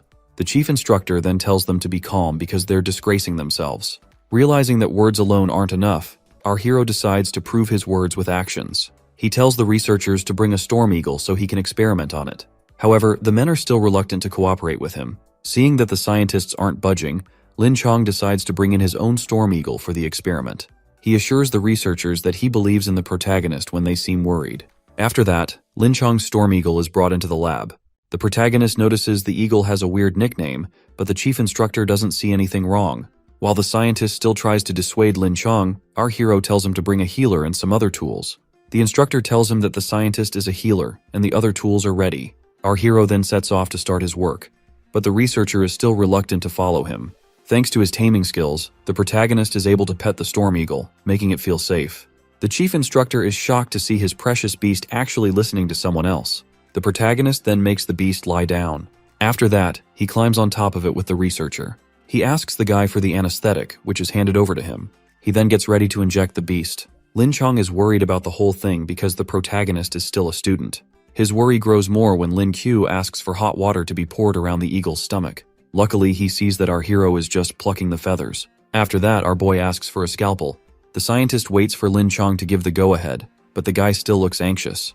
The protagonist then assures him that he won't let him down. After that, the instructor tells them to hand over the surgical blades. The protagonist picks up the blade and starts the operation. As he cuts open the beast, he is completely shocked at what he finds. There, he sees a huge layer of fat sticking out. He decides to toss it all out with the researcher's help. After that, he tells the guy to quickly use his healing skills on the beast. The hero jumps off the beast and tells the chief instructor that storm eagles don't need so much fat. He tells the guy that the beast will be able to conceive better and grow stronger with less fat. Since the beasts are currently being fed a lot of fatty meat, the hero advises the instructor to switch to beef and lamb as a better option. Lin Chong then waits to see if his storm eagle is doing alright, and if not, he's ready to send our hero to his maker. Moments later, the storm eagle's eyes spark open, and it seems upset about its missing feathers. However, it emits a powerful aura as it manages to achieve a breakthrough. The guys in the room, especially Lin Chong, are all in shock when they see the eagle achieve the platinum rank. The protagonist then tells the chief instructor that his eagle wants to take him for a ride. The instructor commends the hero's work, and the researcher apologizes for doubting him earlier. After that, our hero decides to point out some other issues and assures them that the Vermilion Bird Squad will grow in strength once these issues are rectified. As he talks with the researcher, Shen Xing keeps her eyes on him. Later on, the chief instructor shows our hero to the guest room where he can rest. Lin Qiu then gets into bed to take his rest after an exhausting day. As he turns to sleep, he notices a strange hand touching him. He turns around to see the lovely team leader beside his bed. Feeling completely shocked, he asks the team leader what she's doing in his room. She then pulls out a book and tells him to check it out. Shen Xin tells the protagonist that the flame source hatched, which leaves him baffled. She then says that she used a gold rank mana pearl for the hatching process. The hero turns over to ignore her, but she tells him that she has something else to discuss with him. With a charming voice, she tells our boy that she wants him to tutor her on mana beasts. He tries to tell her that he's still a student, but the team leader doesn't care about that. With no other choice, our hero accepts, and she offers to bow to him. However, he kicks her out of the room and offers to start teaching her the next day. The next morning, our hero leaves his room with heavy eye bags, showing that he barely slept. While thinking about what to do for the day, Shen Xing appears out of nowhere and greets him. She immediately asks for her lesson of the day, to which our hero agrees. He suggests that she should ask questions since he doesn't know how to go about teaching her. The team leader then tells him that the frostwing eggs didn't hatch and asks what her error is. The protagonist tells her to lower the temperature in the incubation chamber, and she asks for a reason. However, our hero is already tired of the endless questions. As they enter the lab, the other researchers are happy to see the hero. In seconds, they swarm him with different questions and urgent requests. Lin Qiu gets sick of it and tells them to all line up and wait. Later on, he finally lies on his bed to get some rest. His rest is cut short when the alarms beep and everyone is asked to gather outside. With a worried look on his face, he wonders if something has gone wrong. He meets up with Shen Xing outside and asks her what the situation is. She tells him that their captain, who just returned, rang the alarm to make an announcement. There, he sees the captain of the Vermilion Squad, Chao Gai, who's a Diamond 8-star Animorph. The captain tells them that Lin ran into a criminal organization in their country. After tailing them for a while, the chief instructor was able to find their hideout. Due to this, Chao Gai tells his comrades that 10 members will be selected to assist Lin Chong. As a lot of people offer to help out, the captain mentions that Lin Qiu has been requested for the operation. Our hero then reveals himself to the captain of the squad. Shen Xing tells the captain that the protagonist is an expert who the chief instructor brought. She starts praising our hero and talking about all his deeds since he arrived. Chao Gai commends the protagonist on his deeds, but doesn't feel comfortable sending him on such a dangerous mission. However, the hero freely volunteers and vows to take responsibility for his actions. The captain is still hesitant, but the team leader offers to protect our hero on the mission. Chao Gai then warns the hero about losing his life during the mission, but our boy is determined to help. After that, the captain hands him some papers with information and tells him to go through them before they depart. He turns to address the rest of the squad, while our hero looks very excited about the mission. Moments later, Lin Qiu sets out on a storm eagle with team leader Shen. From what he read, their target is the Tiger mercenary group known for all kinds of heinous crimes. However, Shen Xing highlights that there may be casualties if they attack the group because they stay in a populated area. She also mentions that the group has an explosives expert, and she wishes they had a spatial awakener. So the plot armor thickens for our boy. Lin Qiu now understands why the chief instructor requested him. The team leader's phone beeps and she says that they're almost at Lin Chong's location. By evening, they arrive at the border town woods where the chief instructor is waiting. Lin Chong tells them that he unexpectedly ran into their target, Wu Kei, on his way back with his eagle.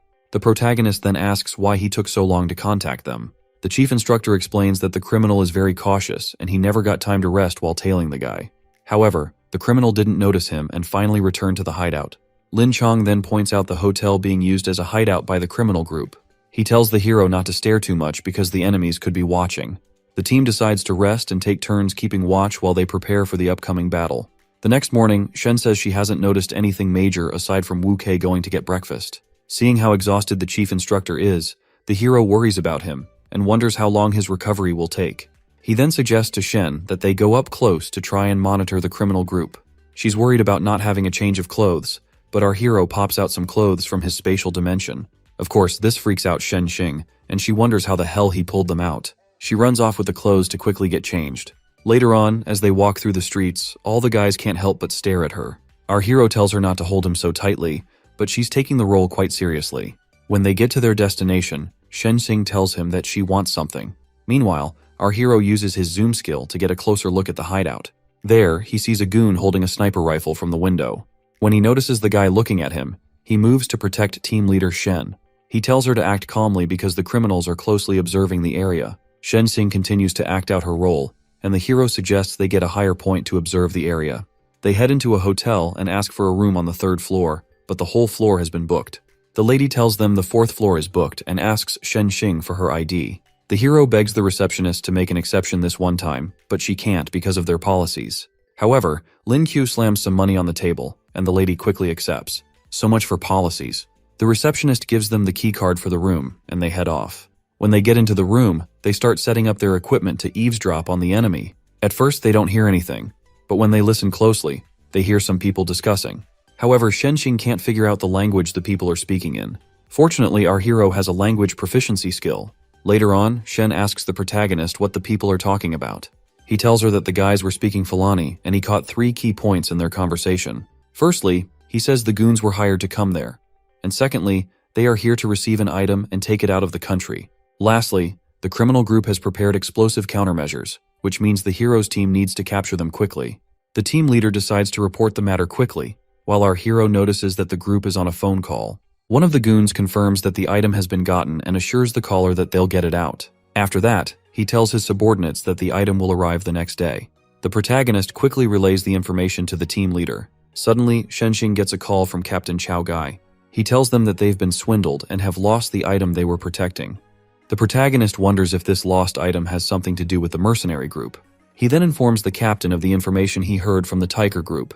However, Captain Chao Gai says that his target isn't headed in the hero's direction. He feels the group will do something crazy if they know they've been found, but he decides to send some backup. Shen Xing then asks about the identity of the item that was stolen. The captain tells her that it's the final design of the Awakener weapons left behind by the late Mr. Zhang Hong. The team leader is surprised to hear that Zhang was able to develop the Awakener weapons. After hearing how important this research item is, our hero and Shen Xing vow to complete their mission. Shen then explains that the Awakener weapons are designed to be imbued with mana to improve their damage. However, she feels sad that Zhang is not there to see his works come to life. The hero then tells her that they have to retrieve this item by any means necessary. Later, they meet up with the chief instructor and tell him what they've learned. Shen Xing suggests that they work together with the fire department to evacuate civilians before it's too late. Meanwhile, our hero goes ahead to draw his skill for the day. He ends up getting a couple of E-rank skills involving vehicles, but he wishes he had better luck and got something more useful. As if it's not bad enough, he gets a ventriloquism skill that allows him to imitate any sound. He suddenly sees that it's not completely useless and proceeds to ask Lin Chong a question. He asks about the potential location of the explosives, to which the chief instructor says that the criminals will be keeping it nearby. With that, our hero comes up with a plan for the mission. With a devilish expression, he tells the team that they'll set the place on fire. Shen thinks he's crazy, but Lin Chong tells our hero to keep explaining his idea. Lin Kyo tells them that the criminals wouldn't take the explosives once they see the building is on fire. He tells the chief instructor to disguise himself as police with some others and take the Tiger group while pretending to protect foreigners. However, the chief instructor asks how they'll retrieve the data once they eliminate the group. Lin Kyo then tells him to get Buck Tiger's phone or SIM card. With this, he can impersonate the guy and set up a meeting with their contact. Lin Chong warns that the contact will know Buck Tiger's voice, but the hero assures him that he can deceive them and retrieve the data. Shen Xing is really impressed that the protagonist is able to imitate voices. The hero also assures the chief instructor that he can teleport the explosives away before they explode. Seeing that this is the best option, Lin Chong tells his team that the operation will start at night. While they wait, the hero and Shen Xing head to the hotel room to keep eavesdropping. The protagonist is bored and tired of listening to whatever the enemy is doing. When Shenxing hears a commotion, the hero tells her that the guys downstairs are just playing poker. He decides to get some rest while she continues to listen to the enemy group. After dozing off for a while, our boy suddenly wakes up in the laps of the team leader, Shen. With him awake, she tells him to get ready, but Lin Qiu asks her why she didn't wake him up earlier. She tells him that she just wanted to get more rest. Our hero is shocked when he hears this and sees that the girl is concerned for him. He tells her to get the walkie-talkie and wait to move on Captain Lin Chong's command. Moments later, a raging fire begins to sweep through the building. The Tiger group hears the hotel staff telling people to remain calm and evacuate. One of the guys tells the others that the hotel is on fire. Seeing that they have a bunch of explosives, their leader decides that they need to evacuate. He tells the blonde-haired guy with an eye patch to stop wasting time and move quickly. However, the guy gets a crazy idea to do something with the explosives. Like the deranged fool he is, he arms the explosives and tosses the timer into the room as he leaves.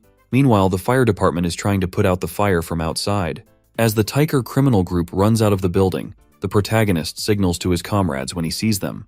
The goons enter a van, and Lin Chong tells the hero to get to the explosives quickly. Lin Qiu heads off to the third floor with the demon girl by his side. They get to Buck Tiger's room, where our hero starts putting the explosives in his pocket dimension. However, he quickly realizes that the bombs have been armed. He asks Shenxing if she can defuse bombs, but sadly she can't. He tells her that the criminals activated a bomb, and there are only 3 minutes left. As our hero tries to figure out something, the demon girl has already lost hope, and doesn't mind going to heaven with him. However, the word heaven gives him an idea. He activates his teleportation door, which now has an increased range thanks to his rank. As she drags the demon girl along, he asks her if she's fond of fireworks. From the other side of the portal, they arrive on the rooftop of the building. The demon girl is impressed by such an amazing ability from our hero. Meanwhile, the protagonist makes some calculations to determine the best time to act. He concludes on a time frame of 17 seconds to toss the bomb. With 30 seconds left, he asks Shenxing to throw him up very high. She wonders if he'll be alright, and he assures her not to worry. She then swings him around with her brute strength and tosses the hero into the air. Lin Qiu sees himself flying at an incredible speed, thanks to the demon girl's strength. With his speed slowing down, he opens his portal and uses it to keep going higher into the sky. With only a few seconds left, he opens the last portal and tosses the bomb inside like a Pokemon ball.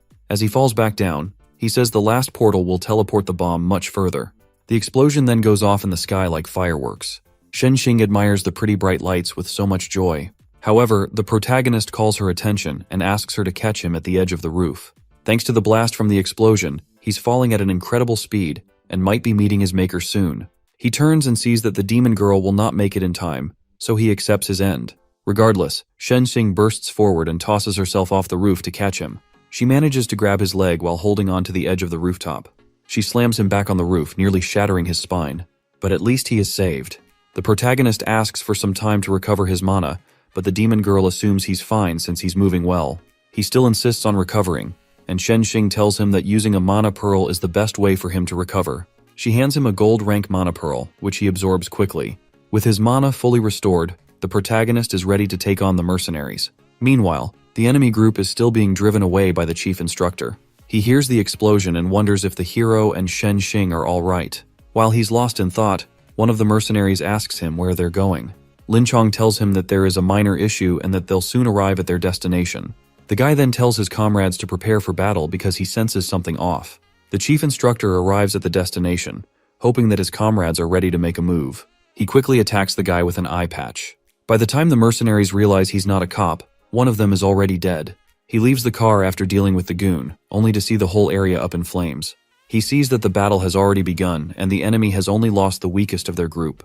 His female subordinate then tells him that something isn't right. She's revealed to be a healer, and she tells him that there's poison gas in the air preventing her from using her mana. He gets discovered by the other mercenaries, and the one responsible for the poison reveals himself. The guy reveals that the poison will affect all those around, and he has also activated a deadly toxin. Instantly, the chief instructor starts to feel the deadly effects of the toxin affecting his body. Aside from him, he also notices that the toxin is affecting his comrades even more. The crook asks for his identity, and Lin Chong introduces himself to the guy. The guy reveals that he knows about the chief instructor, especially where his scar came from. Upon hearing this, the chief instructor demands to know where the person is. However, the criminal unleashes a rhino animorph to put an end to the instructor's life. Without delay, the rhino charges forward to destroy his target. The chief instructor uses his earth abilities to reinforce his hands. He then grabs the rhino's horn and lifts it into the air with all his strength. He tosses the beast aside, sending it crashing into the nearby trees. The criminal tends to his beloved Animorph, while he tells his comrades to attack the Vermilion squad members. The deputy commander, Mark Roos, uses his wind abilities to strike the team. However, Lin Chong is able to protect his comrades with a rock wall. While doing that, the rhino charges straight back at him. He sets up a defensive barrier to protect both himself and the rest of his lackeys. The rest of the squad members urge their captain to run and save himself, but Lin Chong is ready to sacrifice his life for them. As he fends off the rhino, the Wind Awakener comes from behind to finish him off. The guy attacks with a powerful gust of wind, while his comrade watches the battle. Lin Chong is grazed by the attack, but he stands his ground and continues to defend his people. The attacks eventually overwhelm him, and his shield drops. At that moment, the culprit behind the toxin charges forward to finish off the instructor. Lin Chong accepts his fate and regrets not being able to save his subordinates. Just as the mercenary is about to impale the captain with his blade, a car speeds into the scene and knocks the guy away. As Lin Chong tries to make sense of what happened, our hero jumps out of the vehicle with the lovely Shen Xing in his arms. He announces his presence in style and sees that the captain is still alive. Lin Chong then tells him that Wu Kei is a poison awakener, and he walked right into the guy's trap.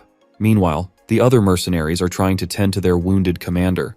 They tell their healer, Mimiko, to heal Wu Kei while the others go to fight. The protagonist tells them to wait while he gets ready for battle as well. The mercenaries are shocked to see that the hero can understand and speak their language. However, they ignore him and charge forward to attack. Shen Xing then morphs into her demon form to face the criminals. While they are shocked by her appearance, she lunges forward to rip them to shreds. The mercenaries manage to deduce her rank as one of them raises an earth wall to defend. The demon girl is able to charge over the wall and use her sharp claws to slash the guy's hand. The other mercenaries decide to work together after seeing that a demon awakener is not to be underestimated. As the battle rages on, our hero is uncertain of who will be the victor. His attention then turns to Lin Chong and his squad members, who are in a very bad state. The female squad member tells the hero to save the captain because the poison has already done too much damage. However, he takes her hand and decides to deal with the situation quickly. While she is confused by his actions, Lin Chu starts to treat her immediately. Luckily, he was able to get a medical proficiency skill earlier. He checks her pulse and figures out how the toxin is working in her body. The girl is shocked to see that the protagonist is good with mana beasts and medicine at the same time. He simply tells her he has a wide range of hobbies while searching for something in his pocket. He then pulls out a surgical blade, causing the girl to panic and be worried. However, he urges her to relax and quickly slashes her once. He holds her hand gently while she bleeds out all the bad poison. Slowly, her vision and mana flow start returning to her, thanks to our guy's skills. The girl then urges the hero to go and treat the other squad members, but he reminds her that she's a healer who should be doing that. Moments later, we see a healer tending to Wu Kei's wounds. He recovers and wonders how long he was knocked out. Nevertheless, he is baffled when he sees members of the Vermilion squad recovering from his toxin. He doesn't understand how their healer was able to get the toxin out of her own body. He also sees that their boss is having a hard time with the ongoing fight as well. In order to save his group, he decides to release another wave of deadly toxins. As the poison spreads out, Wu Kei feels unbothered because his comrades all have antidotes for it. Shen Xing stops her fight as the poison gas gets closer to her. The mercenaries tell their healer to heal them, believing that the demon girl has been poisoned. However, they are taken aback by what they see. Like the demon she is, Shen Xing sucks up all the poison and says it's very delicious. This girl is a complete crackhead. The toxin only succeeds in empowering the damage of her claws. She walks up to Wu Kei, who is frightened and looks like he's about to wet his pants. The demon girl slaps him away, leaving the others completely scared of her power. She slowly approaches the remaining mercenaries, and all they can do is scream for their lives like pathetic wimps. As night falls, all that can be heard is the pathetic screams of the criminals as Shen Xing mops the floor with them. Even her comrades are completely scared of her. The hero is confident that the criminals will eventually surrender after taking so much damage. Lin Chong heads to report to the captain of the squad, and he reminds his people to spare Wu Kei. When the hero asks why the guy needs to be spared, Molly explains that the criminal commander might know the location of Lin Chong's sworn enemy. Lin Kyo is shocked to hear that the chief instructor has a sworn enemy. Molly explains that 8 years ago, Lin Chong had joined a mission with Wu Haiyuan, who was the captain at that time. They were tasked with bringing back a valuable item to the country. Captain Wu's unit was ambushed by a strange force on their way back, and the captain was no match for the powerful forces and the strange man. In the end, the squad members sacrificed themselves for Lin Chong to escape. That was when he got the scar on his face, and he swore to leave it as a reminder of what happened. Lin Chong kept beating himself up for what happened then and wished he had died like the rest. Molly also says that Wu Haiyuan must feel conflicted about letting the chief instructor live. The hero can also tell that Lin Chong hasn't stopped thinking of that time. While he wonders how powerful that enemy has become, Molly sees a horrible sight. Team leader Shen ends up killing the commander and deputy commander of the Tiger mercenary group. So much for keeping an eye on her. Lin Q notices that the team leader's condition is a bit unusual. At that moment, the demon girl achieves a breakthrough and reaches the platinum rank. According to Lin Chong, once a demon awakener achieves this rank, they can retain control over their mind. She then asks her captain if she should finish off the remaining mercenaries. At their plea, he decides to bring them back for interrogation and ask them some questions. He asks them if they know how he got the scar on his face. But the healer Mimiko doesn't understand his language. The protagonist then translates for them and threatens the criminals as well. The goons don't know anything about Lin Chong's scar, and the hero relays this to him. Mimiko then tells them that Wu Kei is affected by demon poison and she can't heal him. Team leader Shen offers to wake up the guy with her demonic methods. She uses her demonic touch to remove the poison, and the guy finally wakes up. He sees the demon girl and is completely frightened. He shrivels up in a corner like a loser and begs her not to eat him. The chief instructor then asks her to take the other two criminals to a corner. After that, he starts to interrogate Wu Kei, asking what he knows about the scar on his face. The guy refuses to answer, but Lin Chong assures him that he'll be kept alive like his remaining comrades. However, the poison awakener doubts he'll be let free, considering how many crimes he has committed. The guy then asks the chief instructor to swear on his squad's name that he'll be let go once he gives the information he has. He knows the instructor and his squad are big on vows and rules, so he wants to leverage this for himself. The chief instructor then swears that no one from his squad will attack Wu Kei after the guy reveals the information. Feeling glad that Lin Chong actually made a vow, the criminal decides to be a man of his word as well. He reveals that the instructor's sworn enemy is known as Capella from M Nation, and he's a berserk awakener. The last time Wu Kei saw him, the guy was at the peak of the diamond rank. The goon says he got the information from one of Capella's underlings known as Jabari. The instructor assumes he's right, considering his investigations have all pointed at Capella. After that, he decides to let Wu Kei go free. The instructor gives the criminal the final chance to leave, but the guy wonders if his actions are worth it. The protagonist admits that there's no reason to let a scumbag like him walk free. However, the guy asks if he isn't afraid that people will find out about the vow. Our hero then reveals that he isn't part of the squad. He lunges forward to teach the goon a lesson and lands a haymaker that shatters the guy's jaw. After the guy gets knocked out, Lin Chong shows the protagonist Buck's phone. He also thanks the hero for all he's done to save their lives. After that, he asks Lin Chu about the explosion he heard.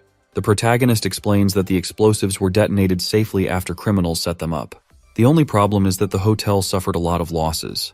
Once again, the chief instructor humbly thanks our hero and bows. The protagonist tells him that he isn't worthy of so much praise. Lin Chong then tells him to call him by his first name, so it doesn't look like they're so distant. After that, they head off to rest and interrogate the other two mercenaries. The next day, our hero starts to interrogate Mimiko, and she agrees to comply. She introduces herself to him and says she was taken away by Buck when her healing abilities were discovered. Shenxing calls his attention and reminds him to take the interrogation seriously. He finally focuses and tells the criminal that she'll be punished for hiding anything. Mimiko isn't sure who hired her, but she says someone from M Nation spoke with Buck when she was in the room. She says the person's code name is Great Teacher, and it seems like the person has a high position in the country. After that, Lin Chu asks her how much she was paid to partake in the mission. When she says they were offered $100 million, the hero completely loses his mind. According to her, they'll get $30 million as an initial payment, then the rest will be sent to the mercenary company's account. The hero worries that Buck is the only one who can access the account, but Mimiko reveals she also has the password. After that, the hero asks Shen Xing if there are any computer hackers around, and she tells him they have a guy known as Yang Fan. 10 minutes later, Yang Fan arrives in the interrogation room and meets Lin Chu. Our hero tells the guy to transfer all the money from the mercenary account to their own. He then tells Shen Xing to keep most of it and asks for a small share. The demon girl then agrees as a way to thank him for all his help. The hacker manages to get into the account, and they are all shocked at how much money the criminals have. However, the small change our hero is expecting turns out to be smaller than he expected. Shen Xing tries to cheer him up and suggests using her power to give him some more money.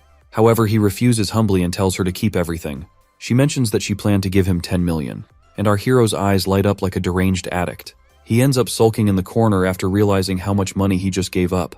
In order to feel better, he decides to draw a skill for the day. Sadly, he ends up getting a shocking E-rank skill. The protagonist analyzes the skill and discovers that it allows him to appraise the authenticity of an item. He sees this as the perfect opportunity to make all the money he wants. He keeps daydreaming until Chong asks what he's so lost about. The chief instructor reminds him that the contact will soon reach out to them. They all gather together, and Chong tells the hero that it's all up to him. When the phone rings, Chong hands it over to Lin Chu and tells him to put it on speaker.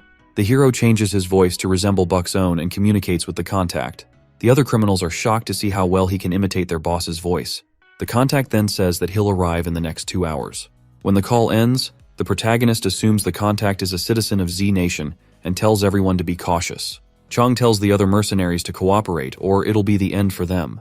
The 2 mercenaries assure him that they'll do their own part. After a while, Shenxing sees that the contact is 20 minutes late. The protagonist asks if they should contact the guy, but Chong tells him to wait. He wonders if they got exposed, but at that moment, they get a call from the contact. The guy tells the hero that there's a delay on his end. He then reveals that the item is in locker number 35 in Suguo supermarket. When Lin Qiu asks the guy about meeting face-to-face, the contact tells him it's better to keep things anonymous, and he ends the call. The demon girl then asks her teammates if they should go and retrieve the item. The hero disagrees with her because he thinks the enemies might be watching them. He feels it's better to keep themselves safe. Chong also wonders what else they should do about the situation. The hero then hints at using one of the mercenaries to pick up the item. 10 minutes later, at the Suguo market, the mercenary, Eto, walks into the building. As he looks over at the lockers, he recalls that the protagonist gave him this chance to redeem himself. While trying to figure out how to open the safe, a strange person bumps into him. He turns to confront the individual, but the person suddenly disappears without a trace. Eto then notices that the person dropped something on the floor. He uses the item to open the locker and retrieve the goods inside. Back at the Vienna hotel, he tells the others that he has retrieved the item. He hands over a flash drive to the protagonist. The protagonist gives the flash drive to Yang Fang, but the guy is finding it hard to decode the device. His pride is hurt, but the chief instructor tells him that their mission is a success. Now they just have to wait for reinforcements. Since the enemy thinks the files are with the mercenary, the hero suggests that they surprise the crooks. The chief instructor tells him to ask the mercenaries where the files are supposed to be delivered. Lin Qiu walks over to Mimiko, giving her an opportunity to redeem herself by cooperating. The girl also wants to have the privilege of a single cell like Eto. When the hero asks, she tells him that they were supposed to deliver the files to the coast of Jeweled City, where someone will pick it up. On the other hand, our hero is bothered that the remaining money will be lost if the deal gets cut off. He suddenly picks up Buck's phone to make a call, and Chong asks what he's doing. He tells the instructor to keep quiet because he just got an idea. On the phone, the contact tells him to deliver the item to the given coordinates. However, our hero tells the guy to transfer the rest of the payment. Even though the payment is supposed to come after the delivery, he tells the guy to transfer the cash now. The guy warns him not to be stupid, but the protagonist suddenly demands a higher payment. The contact falls for it and says he'll ask for approval from his superiors. Lin Qiu then signals to the squad captain, saying everything is okay. He hears the sound of something crashing on the phone. Then the contact tells him that the money has been transferred. After that, the guy hangs up. The hacker confirms that the money has been sent to the account. They all seem glad that they were able to get so much money and will still be able to ambush the person who's supposed to pick up the item. As Shenxing asks for the money to be transferred to her account, the hero asks about his cut. She assures him that he won't be disappointed, but our hero wants the money so that he can get married. When she hears the word wife, she offers to be his wife so he can save the money. Regardless, our hero makes it clear to her that he has someone else on his mind. The demon girl assures him that his cut won't be lower than 30 million as he expects.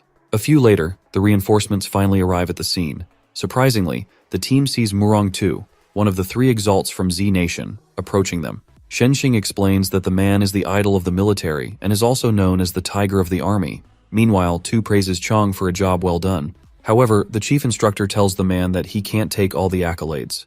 He tells the man that the people who did the most were Lin Qiu and Shenxing. The old man commends the demon girl, who refers to him as her granduncle. He explains to her that the enemies are already at their gates, and he has no plans of letting them leave in one piece. He then asks them who exactly the protagonist is, and Shenxing offers to explain. As she explains everything to the old man, he seems quite impressed with the hero's deeds. She also tells the old man that Lin Qiu is her teacher, which makes him quite concerned. However, the man assumes this means that the protagonist has seniority over her. Just like that, he decides to take the hero as his nephew. This man definitely has some family issues. Regardless, our hero refers to him as his uncle immediately and pays his respects. Tu then gets a call from a man named Shen and asks how things are going on his side. Chong explains to the hero that Elder Shen is Xing's grandfather, who's helping them eliminate the threats at Jeweled City. They overhear the old man confirming that the enemies have been wiped out, and Tu relays the info to the team. Chong hands over the flash drive to Elder Tu. The old recalls telling Chang that his talents were as good as his. Zhang was friends with the three exalts but gave up training and focused on his research. Tu honors his friend's memory, saying that his research is safe. Before he leaves, he tells the team that there are still traitors in the country who need to be discovered quickly. After that, the hero watches as the old man leaves with the two mercenaries as well. He and his team also headed back to the squad base on their mounts quickly. When they arrived, Chao Gai's actions were surprising to the protagonist.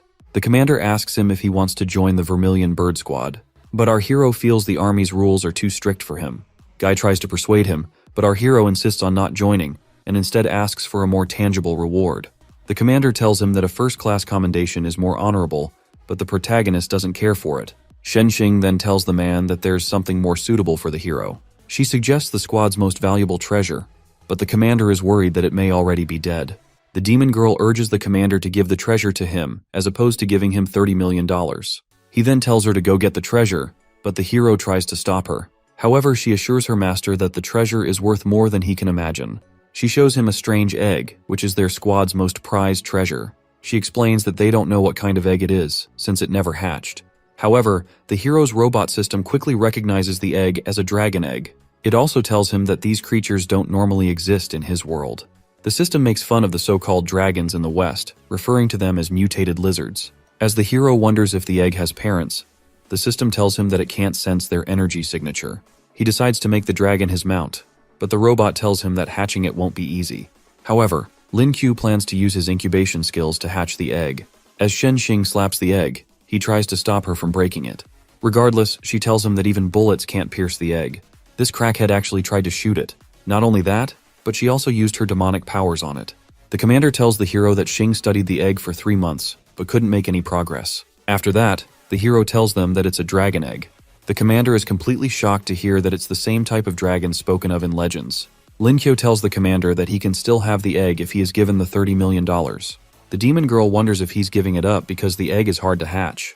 However, the hero explains that hatching the egg is easy with mana. The first way is if an exalt transfers mana to the egg, it'll hatch in 10 years.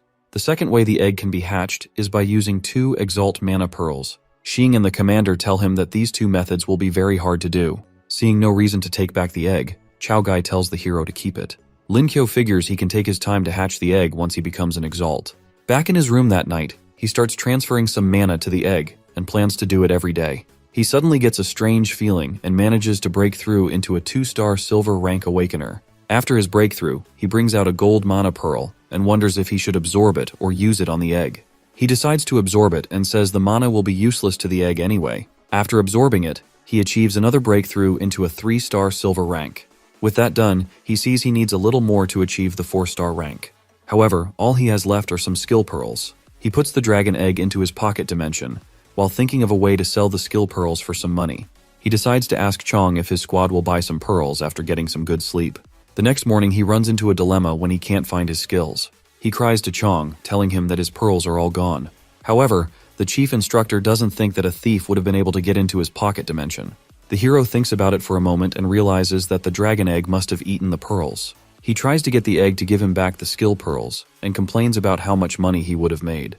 The protagonist explains to Chong that the pearls were worth a lot, and there was a frost arrow skill pearl among them. However, the chief instructor tells him to focus on the future. He reminds the hero about returning to school, but there are still a lot of squad members who have questions for him.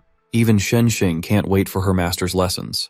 For a brief moment, our hero wonders if it's better to take on military service instead of going back to school. With a worried look on her face, Xing asks the hero if he is leaving already. He tries to explain that he's still a freshman in school, but he doesn't understand why she's acting weird. Tears start welling up in her eyes as she tells him that he can't leave because of their research. Our hero is disappointed to see that she's more concerned about the research than him. Poor guy. However, he wonders how he can help the researchers with their work. He tells them that he can't possibly answer all their questions. He tells them that he'll write a book that will help answer all those questions in one go. While the researchers praise him, the demon girl still seems concerned about his departure. The next couple of days, our hero spent his time writing his book on mana beasts. When he was almost done, he had awakened new skills concerning nursing and caring for the beasts. He finished the book, and copies were made for everyone in the Vermilion Squad. Back in his room at night, Xing is sulking in a corner while our hero packs up his stuff. He tells her that he'll be leaving the next day to resume his classes. She then asks him how he was able to gain so much knowledge on mana beasts at such a young age. He tells her he has a master, Mei Jaren, who taught him all he knows. However, Xing deduces that the name literally means, "this person doesn't exist." She asks if he's trying to fool him, but he tells her she's overthinking it. After that, she thanks him for all the help and knowledge he has given to her squad. She also commends him on helping with the Awakener weapons as well. Xing tells her master to come visit whenever he has the time. The next morning, Lin Chu tries to leave quietly before everyone wakes up. He flips the whole room in search of his headphones, but he can't find them. He decides to leave without it. When he gets outside, he sees Captain Chao Gai standing with his squad members. The captain commands his soldiers to stand at attention, leaving the hero surprised. The squad salutes Lin Chu as he leaves. The whole thing shocks him, leaving him with some mixed feelings. However, he salutes them back before heading off to join Chong on the Storm Eagle. The captain still regrets that he wasn't able to recruit the hero into his squad. Xing then tells him that the Vermilion Squad probably doesn't suit the hero. As he flies off in the distance, she also says that the squad might have limited his growth. Later on, he arrives at the university, and Chong reveals that he was the one who told the squad members about his early departure. However, our hero is very upset about this. Regardless, the chief instructor explains that he has as much prestige as the squad's captain. He then tells the hero to come to the instructor's dorm to tell Qin Ming all that happened. But the protagonist prefers to go see his classmates rather than the vice principal. Later on, he heads to his dormitory room and hears Zhang San complaining about him knocking so early. When he goes in, he sees a slim guy who resembles the fat healer. However, he has no idea who the person is. He assumes he's in the wrong room, but Zhang San reveals that he is actually the one. I guess the military training took a toll on him. His other roommate explains that Zhang San kept getting slimmer during the military training. However, the protagonist still finds it hard to believe that the fatso got like this in a month. His friend tells him that he has become a celebrity at the university since he left. The guy then tells Lin Q that the summary presentation will soon be starting, and our hero wonders if he'll get to see his crush. The scene shifts to the sports field, where a lot of students have gathered. Our hero also arrives there while feeling very anxious. The healer teases him, asking if he's looking for the prettiest girl in school. That's when someone calls out to him, and our hero sees the beautiful Zhenjun. As he tells her that he's back, Qian also shows up to ruin the sweet reunion. As usual, she starts throwing herself all over him and asking if he just got back. However, our hero sees that Zhenjun is furious and ready to skin the girl alive. He moves to his crush's side and tells the other girl that he came to see her. After that, it is announced that the presentation is about to begin. Beside Lu Zhen, we see Ouyang Zhe, the university chancellor and also a spatial awakener. The protagonist takes note of the old man when he enters the field. The man waves over to him and offers him a seat when he approaches. Lin Qiu tells Zi that it doesn't seem appropriate, considering that a lot of people are watching them. However, the old man tells him that he has gained honor from the university, and he's willing to tutor him when he has free time. With no other choice, the hero takes a seat beside the chancellor and thanks him for the praises. The other freshmen see the hero sitting beside the chancellor and wonder why he gets that much privilege. Even Zhenjun starts to feel a distance grow between them, but she is still very happy for our boy. As the presentations go on, the protagonist starts to get bored of the whole thing. He then accesses the system to awaken his daily skill. Fortunately, he acquires an A-rank lightning skill. He quickly accepts to use it and is glad he didn't get a trash E-rank skill this time. He also gets a chance to fuse it with his Animorph skill, and he quickly accepts it. After that, his Dorabon evolves into Dorelic Bit, leaving the hero quite baffled. The robot starts chanting a script, and the hero wonders if he can use his lightning abilities already. The system confirms it, and he's glad that he doesn't have to do the weird chant before using his ability. He also gets the ability to generate static electricity by rubbing his hands together when he morphs. Considering he's a shameless degenerate, he has confidence in his ability to use this well. He also gets 2 other powerful skills that can deal a lot of damage to a single target, and that's also a long-range attack. Seeing that these are single-target skills, he concludes that he needs to look for a multi-target Pearl skill. With his ability at S rank, our hero feels like a complete badass. The presentation finally comes to an end, and the military service is over. He then sees Zhang San thanking Instructor Ming for helping him lose weight and train hard. The vice principal then approaches and calls him. He tells the hero that the chancellor is waiting in the training room to teach him. As they enter the training room, Lu Zhen tells the hero that the room is not being openly used because classes haven't resumed. The hero then sees the chancellor, who is actively training. In that brief moment, our hero feels like the old man is going to use him as a punching bag. Z then tells Lin Qiu to attack him with everything he's got. However, he feels quite uncomfortable going all out against the old man. With no other choice, he activates his newly acquired form, Doara Elekbit. The furious lightning buzzes around him as he prepares to attack the Chancellor. The old men notice his form as well as his power being stronger than before. The protagonist opens up a portal and appears behind the Chancellor instantly. With his lightning-imbued fists, he punches the old man, who gets staggered by the electricity. After that, the hero retreats through his portal to a safe spot. On the other hand, Z takes note of the impressive abilities of the protagonist. He then tells Lin Q to attack with everything he has, promising not to retaliate in the process. The protagonist is glad that the old man won't fight back, wishing he had said it earlier. With that settled, he charges up an even more powerful lightning attack to strike with. With all his might, the hero unleashes a lightning strike on the Chancellor, making the old man feel overwhelmed. The Chancellor is able to tell that the attack is as strong as the most powerful attack from a peak Silver Awakener. After that, he asks the protagonist if he has anything else in his arsenal. Our hero is already pretty exhausted from the earlier attack. However, he attacks the old man with a barrage of punches. But this is just a distraction. He steps back to use his final attack by using a portal to pluck a strand of the old man's hair. This guy's audacity is insane. Regardless, the Chancellor is disappointed at his petty tricks. Despite the hero being an unruly idiot, Z admits that he has a keen mind. He is pleased by Lin Q's feats and offers to be his master. Without hesitation, our hero quickly accepts him with all the gratitude in his heart.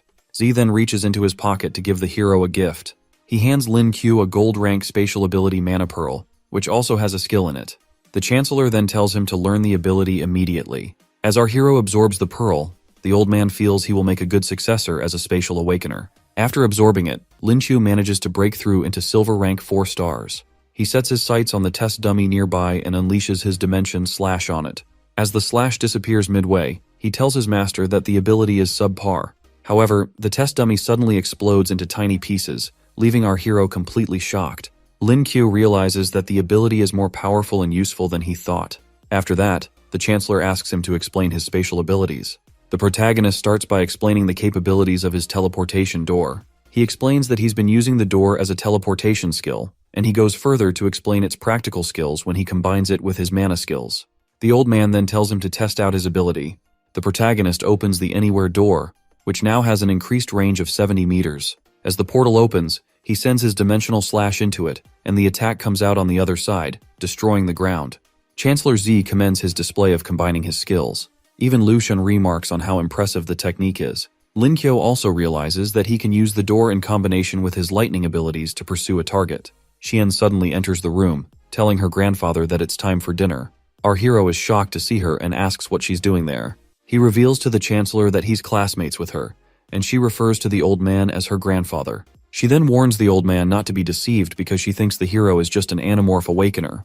However, the old man lets her know that he's not a fake, and has decided to become the hero's teacher. Feeling afraid of her grandpa, she nervously refers to the protagonist as her uncle.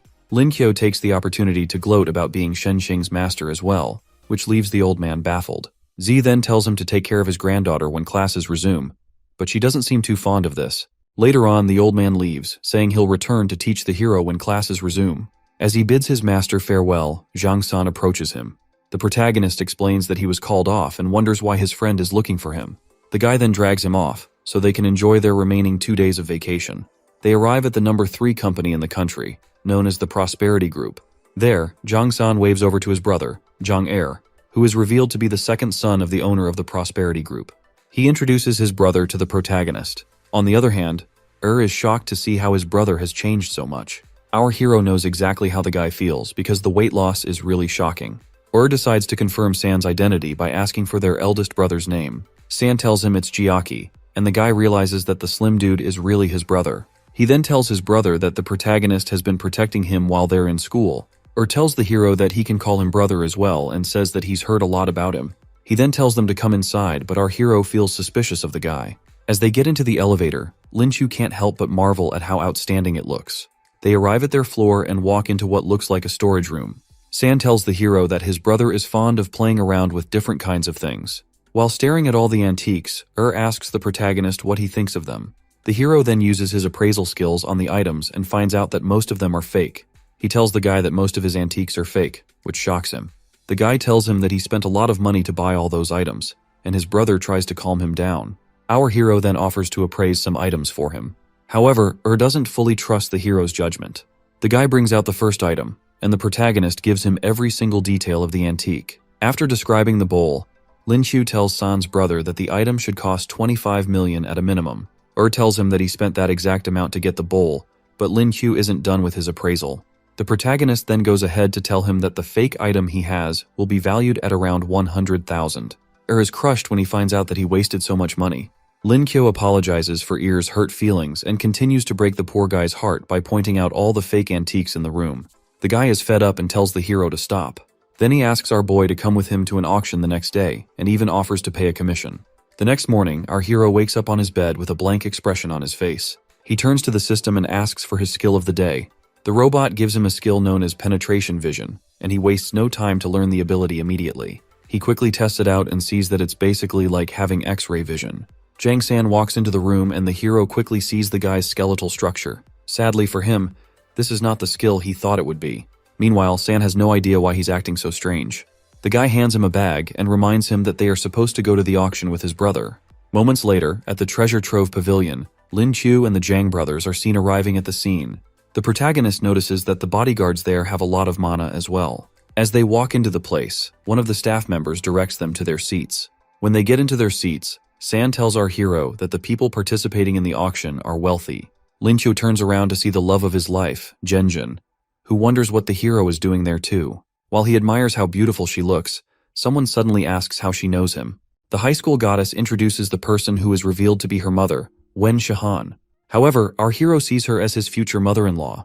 With a mean look, she confirms that Lin Qiu is the one who defeated her daughter several times. San's brother then waves over to Shihan. He introduces her to his brother and tells the woman that the protagonist is also his brother's schoolmate.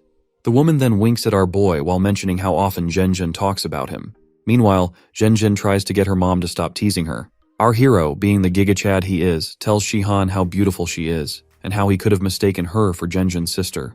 The woman sees how much of a sweet talker our boy is. While Zhenjun tells him to stop blabbing so much, her mother takes note of how much she likes him. Their attention then turns to the person who calls out to the audience. The person is revealed to be Li Zhenyu, the owner of the building. He reminds everyone that once the money and goods are exchanged, the deal is done for good. However, the protagonist sees through his tricks. After that, he starts the auction with the first item that's up for bidding. It's a blossom bowl from the S dynasty. The owner then starts the bid at the price of 2 million, or quickly asks the protagonist if the item is genuine. The hero pauses for a moment, then tells him that the item is real and not worth more than 5 million. The guy quickly bids with the price, while the protagonist hides his face nervously. With no other bidders, Zhenyu congratulates Er on getting the first item. After that, our hero calls out a bronze vessel as a fake item, a black and white painting as genuine, and a different colored painting as a fake too. Moments later, the owner tells the audience about plenty of raw jade stones in the next hall. He believes there's treasure inside the stone and starts the bid for it at 100 million. The audience then moves into the next hall. However, tells the hero that he's not interested in the stone gambling that will come after. Regardless, our hero sees this as the perfect opportunity to use his X-ray abilities. Meanwhile, the son of the owner of Rising Group, Song Gae, walks up to Zhenjun and compliments her beauty. On the other hand, the girl is completely repulsed by his presence. At that moment, our hero steps in and tells Zhenjun how he's been looking for her. What a desperate man. The girl is surprised and wonders if he's trying to help her. Lin Qiu ends up smirking at Song Gae, who gets infuriated. After that, the protagonist walks away with his woman. Later, Gae tells his assistant Wang to find out everything about our hero. The hero and Zhenjun keep on walking till they reach a crowded area. When he feels they're safe there, his crush lets go of his hand. She threatens to cut off his hand if he tries to hold her again, but he lets her know that he is just trying to help. With a shy look, she thanks him for helping her out. As he admires her beauty once again, Zhenjun's mother breaks up the lovebirds, reminding them that there are people still around. She urges them to stop fighting and instead come look at the precious rocks.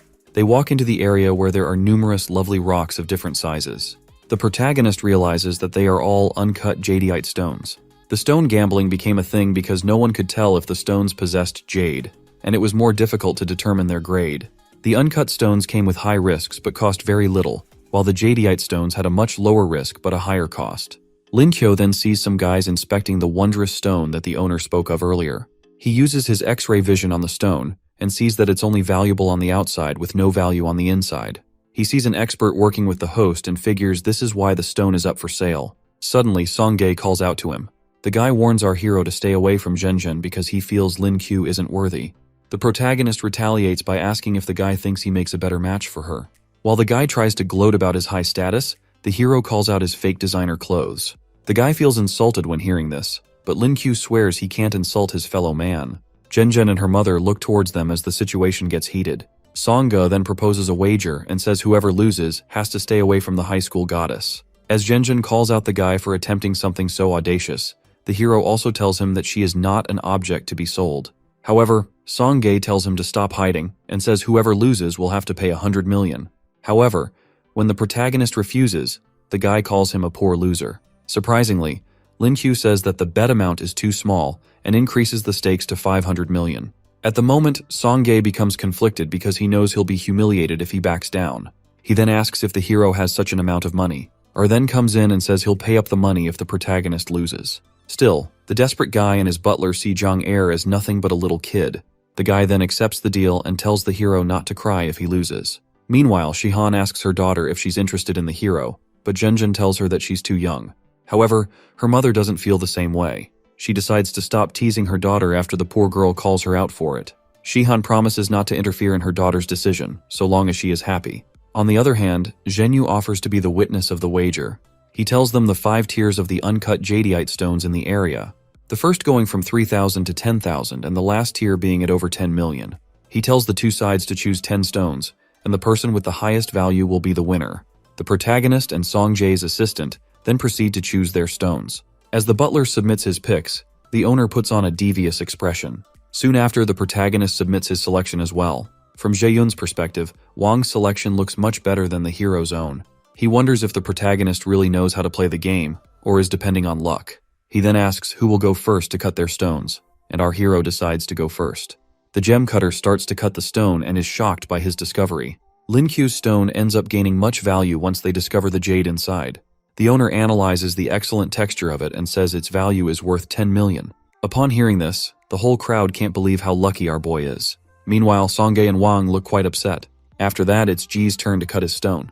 Wang then tells them to cut it from the middle, which makes the hero laugh at him slightly. When Lin Qiu is confronted, he plays it off by saying that he was remembering a joke. Then the owner proceeds to start cutting the stone.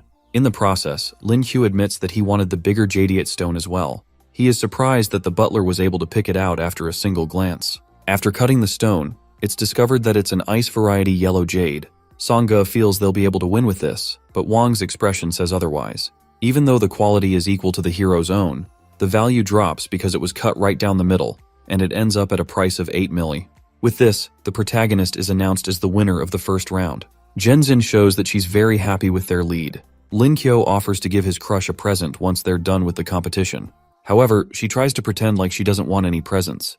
As our hero goes back to pick stones, he tells himself to maintain his lead in order to remain discreet.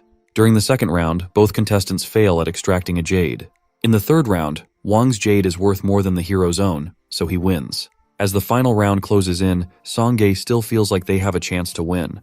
However, Wang tells him that the hero has only spent less than 100,000, yet he's leading them by over 1 million. The butler glances at the protagonist and concludes that he has to be an expert. After that, the owner tells them to choose their final stones. Sadly, Wang doesn't feel confident now, and he's not willing to bear such a huge loss. On the other hand, Ji still feels they can overcome their loss and win the wager. He quickly picks out a huge rock from the pile. Janger then calls him out for cheating because of how much the rock is worth. However, Ji reminds him that they're looking at the value of each jade. With this stone, he's very confident of emerging as the winner. Even Zhenjin calls him out for being shameless. But the hero isn't fazed by this. Lin Qiu decides to raise the stakes again, which leaves his opponent confused. However, those in the crowd start gossiping about Ji being too much of a wimp. With no other choice, he accepts raising the stakes. His assistant, on the other hand, has lost all hope. Lin Qiu then picks up a small, cheap stone, leaving the audience bewildered by his decision. The protagonist confirms to the owner that he's sure of his selection. As Zhenyu collects the stone to cut it open, Gay asks for his to be cut first in order to break the hero's spirit. When they split the guy's stone open, it turns out that it has no value on the inside. Ji is too desperate to accept such a loss and tells them to cut it open again. The stone gets cut up some more, but it's still as useless as this guy's senses. After that, the owner tells him that the exterior of the jade will be valued at 15 million. With this, the guy gets a lead of 13 million, and he's confident that the hero's rock won't be that valuable. When it gets to Lin Qiu's turn, he decides to cut open his stone again. Instead, he tells them to scrape the entire stone. Everyone else is shocked by this because it might end up as a huge loss. However, the process begins, and the results are shocking. They discover an imperial green jade within the rock. Zhang is happy to see how valuable the stone has become. He commends the hero on how impressive his skills are. Meanwhile, Lin Qiu gloats over Song, who just lost about 600 million. The owner then offers the protagonist 60 million for his imperial jade. However, the people in the crowd go crazy and start bidding with higher prices. Zhenyu goes further by offering 100 million for the jade. He also offers to purchase all the other jade stones that the protagonist acquired. After he collects them, Lin Qiu remains with one more stone. Our hero then looks over to his crush and her mother. Zhen sees the protagonist walking over to her with the red jade. She wonders if he's about to propose and what she should say. However, she's definitely not ready for that. In a shocking turn of events, the hero shoves her aside and offers the jade to her mother instead. What a slick guy. Shihan tells him that she's rooting for him, and he thanks her as his mother-in-law. On the other hand, Song is trying to get his dad to help him out with his outrageous debt. He receives a harsh scolding, but it seems his old man decided to help out the spoiled brat. He transfers the money to Lin Qiu, who confirms that he has received it. After that, our hero bids the guy farewell. After that, he starts to celebrate how rich he has just become. Nevertheless, he still worries that it won't be enough to satisfy the dragon egg. Meanwhile, Zhang lets him know that the betting session was really great. Lin Qiu looks over to the kid and tells him that he has a request. As tells him to go ahead, the protagonist asks him to use the money to buy some gold rank lightning and spatial element pearls. The guy tells him that spatial pearls will be hard to get, but our hero trusts him to look for them. With that, agrees to keep him in the loop if he finds anything. Later on, they drive to a hotel where the protagonist can rest for the remaining 2 days. He gets into the bed and tells the robot to draw a skill for him. Luckily, he gets an SS rank Animorph skill known as Jade Rabbit. However, the protagonist wonders why he hasn't gotten an E rank skill in the past 3 days. He then asks the robot how he can awaken another Animorph skill, and it tells him that it can be fused with the one he already has. After fusing, he evolves into a dimensional moon rabbit. Lin Qiu commends the system on the good name but asks why the lightning part was left out. After that, he asks the system to show him the skill details. From the description, he sees that different levels of the skill increase his stats by an insane amount. He decides to morph and test it out quickly. As he transforms into his rabbit form, he sees that his overall abilities have increased by a lot. The robot tells him that he can last for a minute in his full moon state, and probably longer if he doesn't go all out. Sadly for him, a minute is way too short. Considering how much a stat boost he gets, he decides that the duration isn't so bad. When Zhang comes to wake him up, he sees something that horrifies him. He quickly steps out and closes the door, while the hero wonders if he should kill his friend to save his pride. 2 days later, they both see the school filled with students who are returning. A strange girl stops them and demands that they help her with her luggage. However, they pretend like they didn't hear anything. She calls them again, but they just ignore her. The crazy girl is revealed to be Lin Yunshuan, a gold 9-star shadow awakener. Lin Qiu then asks her what she needs. Yunshuan believes the hero and his friend are pretending, just to get her attention. What an idiot. She then acts like she's giving him a chance to carry her luggage, and the hero asks why. While she's confused by this, he goes ahead to ask her if they owe her something, since she's acting so spoiled. The girl starts feeling nervous because she hasn't experienced something like this before. She then asks politely for help, and Lin Qiu decides to help her after seeing she's not so bad. Yunshuan notices that they are freshmen and asks for their names. Zhang introduces himself and the hero, but he tells her that she should have done so first. The girl is surprised that they don't know her, but she introduces herself. San tells the protagonist that she's the former top beauty of the university. However, the protagonist doesn't think she's prettier than his love, Zhen. On the other hand, Yunshuan tries to calm down since she's dealing with new students. When they get to the dormitory, she goes to meet her dorm manager. As they wait, San remarks on how great the girls' dormitory is. Later, on the first day of classes, our hero has his first lecture, which is on mana beasts. Their lecturer for the class is Professor Zhang, who is famous in mana beast studies. While all the students are impressed by him, our hero feels there's no one who can match his knowledge of mana beasts. He suddenly sees a textbook and notices an error in it. As he flips through, he sees a couple more errors and writes them down. While he's doing that, the professor calls him and asks to see what he's writing down. He hands the book to Professor Zhang, who is shocked by the things he wrote. The old man takes a seat and asks for our hero's name.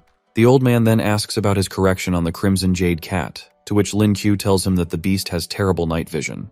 He explains that the cats are agile at night thanks to their extraordinary hearing. As the professor continues to talk with him, the other students wonder what's going on. Sima Yan reminds the old man that they're still in class. However, the old man tells them to prepare for the next class, while he discusses the issues of the textbook with Lin Q. Qian and the other students are impressed by the hero's knowledge. After that, the professor tells them to leave in order not to disturb them.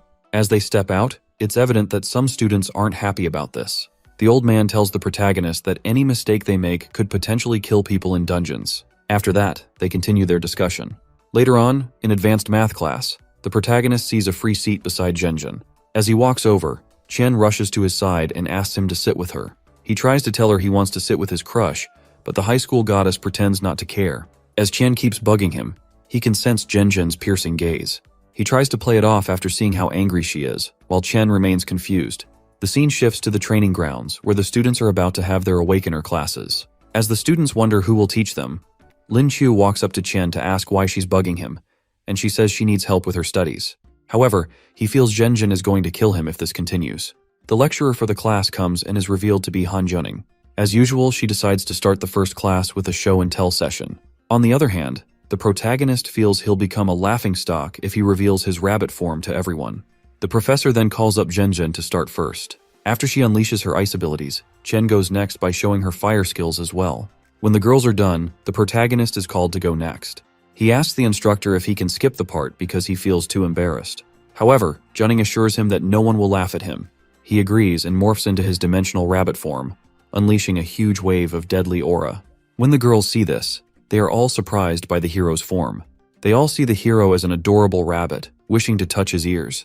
Meanwhile, Lin Chu leaps towards a test dummy and smashes it with his overwhelming strength. As it shatters, the girls fall more in love with our boy. Even Zhenjin and Qian are captivated by his good looks and his animorph form. Qian thanks her grandfather for finding someone so handsome for her. Juning calls Sima Yan to go next before all the girls lose their minds. As Yan steps forward, he gives the hero an unpleasant stare. He morphs into his eagle form, believing that he looks cooler than the protagonist. However, the girls see his form as pathetic and not even comparable to that of the hero. The guy then glares at Lin Q, who doesn't understand why he's being blamed for Yan's foolishness. Juning then says she'll form special training plans for them. After that, she tells them to start running laps around the field. The students aren't happy about this because they suffered enough during their military training. Sadly for them, the teacher tells them to run 1 infinity times around the field. She tells them that they don't have to run once their fitness level is at gold rank. As they walk off, Yan asks Lin Chu why he isn't joining them to run. The protagonist then asks if the guy is sure that his fitness isn't already at gold rank. Juning then offers to test the hero by herself. Lin Qiu agrees to be tested by her. They shake hands, and he notices how soft and delicate her hands are. He then focuses his strength on his hands, and it makes Juning wonder if he isn't a power awakener. She confirms that he's at the gold rank, leaving Yan quite disappointed. With no other choice, he heads off like a loser to run his laps. The professor then asks the hero if he's heard about the Awakener clash coming up in 2 months. He recalls that Lu Jun had mentioned it to him earlier on, which makes her sad because she wanted to scout him. However, she says there's one more student who can participate in this. When the protagonist asks, she tells him that it's Zhang San. She explains that his skill, which can increase attributes, makes him a very good support.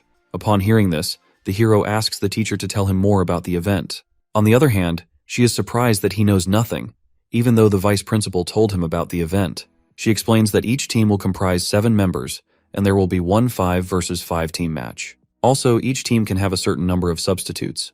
Despite San's low rank, she says that the support only has to use their skill in the 5 versus 5 matches. Juning also tells the protagonist that San's buff skill lasts for 2 minutes. He feels Capital University will be their equal, but the professor is aiming for second place, making him wonder if their opponent is that strong. She then tells him about Zhang Hu, who's a destruction-type awakener and is at Platinum 3-star rank. She explains that the guy stands at the top of all universities in the country, a true prodigy.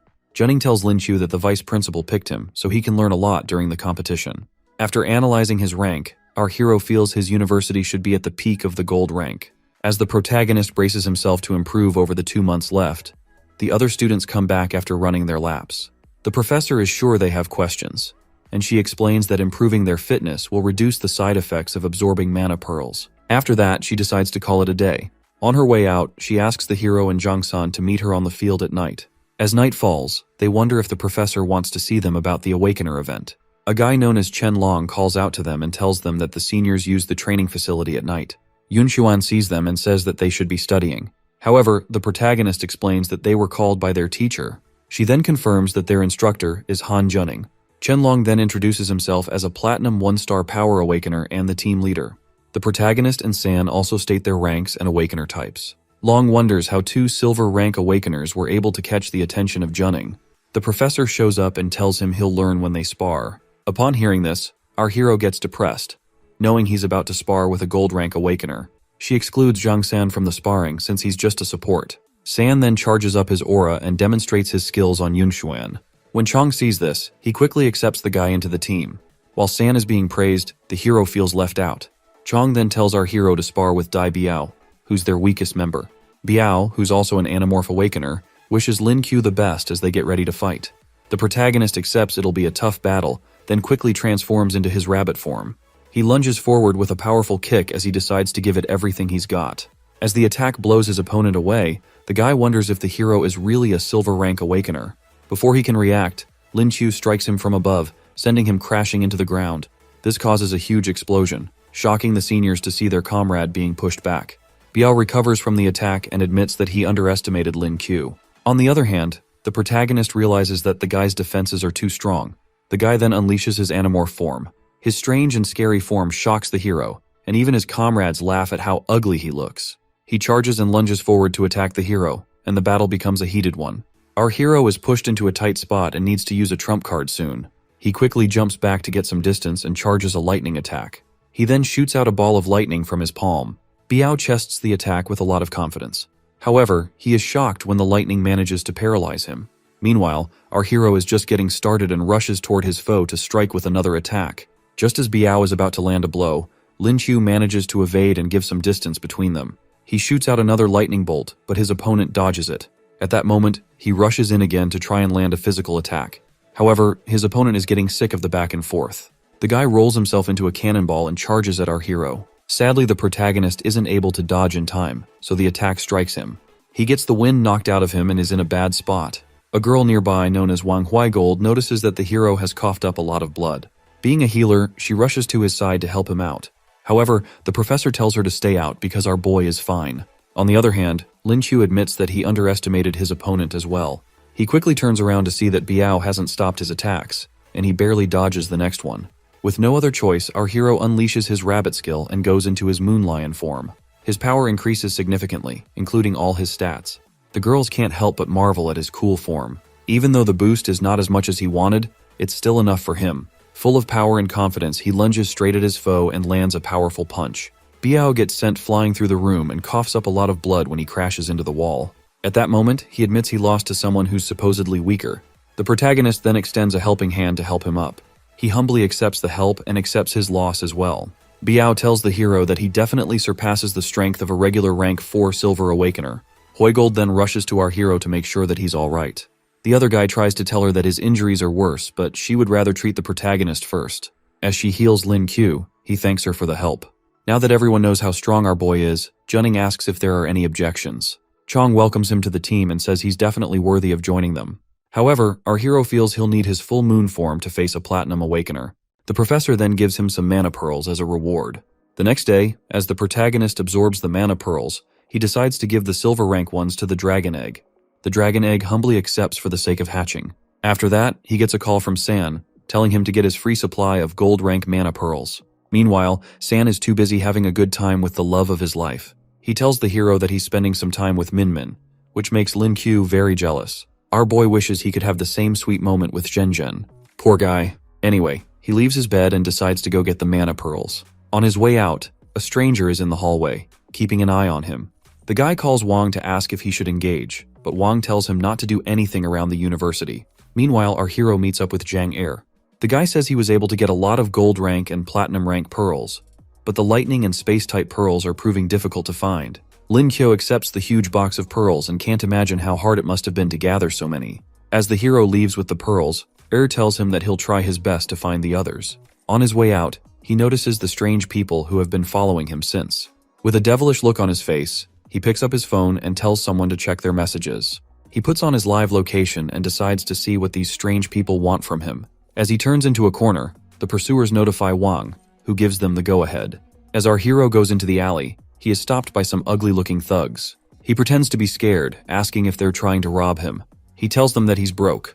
The thugs then put a brown bag over his head and carry him off to God knows where. Moments later, the bandits bring him to a strange building. There, Wang tells the thugs to keep watch downstairs and notify him of anything. The bag is pulled off the hero's head, and Wang reveals himself to him. Our hero, looking unfazed, asks the old man and Ji what they want. The butler tells him that he has no way to escape if he thinks of running away. Sangha tells the man that the hero wouldn't run and then offers Lin Qiu a chance to work with him. Lin Qiu is surprised when he hears the offer because he thought he was getting kidnapped. Sangha then proposes to use the hero's skill with uncut rocks to gamble and split profits evenly. However, the protagonist sees no reason to accept when he can do it all by himself and keep the profits. The spoiled brat then threatens and tells him to accept or face the consequences. The protagonist starts shaking like a wimp when he discovers that Wang is a platinum expert. Meanwhile, Ji tells him that he'll pay back every bit of the money he lost earlier. Our hero tries to remain calm and stalls till Zheng San can show up with some help. An explosion suddenly goes off and Zhen crashes into the room. However, our hero doesn't understand why his crush was brought to such a dangerous place. She rushes to his side and he assures her that he's fine.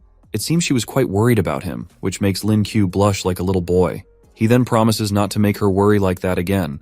On the other hand, the foolish Gay is jealous, and he tells Wang to deal with the hero. Suddenly, Wang becomes very nervous and unable to move his body. Ji assumes that Lin Qiu did something, but the protagonist says it wasn't him. Suddenly, Zhang San and Chancellor Z show up, making the butler even more scared for his life. Z calls out to the protagonist and sees that our boy is truly a younger version of himself. Meanwhile, our hero and his love are flirting with each other, and he finally asks her to be his girlfriend.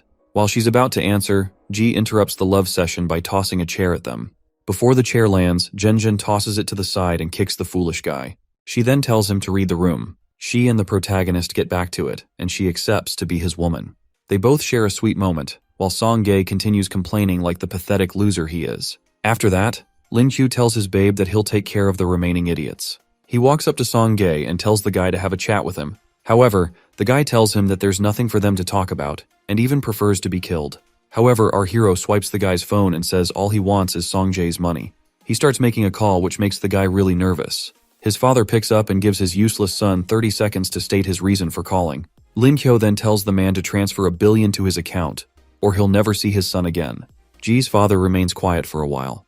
Then Zhen asks her man if he isn't asking for too much. However, he uses his Riz skills to tell her that it's supposed to be the dowry. She reminds him that they're only dating and she hasn't agreed to marriage. The man finally responds by saying that his son is only worth $1 million, and the hero should kill him if the money isn't enough. What a wonderful dad. Lin Qiu then decides to negotiate with the man. He tries to wager 900 million, but the guy's father offers 2 million and not more than that. Suddenly, the chancellor collects the phone and speaks to the guy's father, Song Jian. Jin becomes very nervous when he hears Ouyangze's voice over the phone. The chancellor tells the man that his son kidnapped his apprentice, which is an insult to him. Jin offers to break his son's legs and compensate Z with 20 billion. The chancellor accepts and warns that his group will be destroyed if such a thing happens again. Chancellor Z plans to send all the money to our hero since it means nothing to him. I can't wait to be that rich in life. However, the protagonist makes it clear that he hasn't reached that point in his life yet. He confirms the transfer as soon as he receives it. Meanwhile, Songgae is sulking because his father will never let him hear the end of this. Our hero mocks the guy by tossing him a coin and saying that he'll make a great beggar. Wang tries to tell the hero not to overdo it and burn bridges, but our hero reminds the butler that they didn't consider that before they kidnapped him. He tells the man to be more concerned about his master instead of arguing. Wang then walks away with Songgae, who has lost all hope in life. After that, Chancellor Z offers to teleport the hero back home. Lin Qiu tells him to wait while he checks his mana pearls. When the old man asks why he didn't keep it in his pocket dimension, the hero explains that the dragon egg would have taken all the pearls.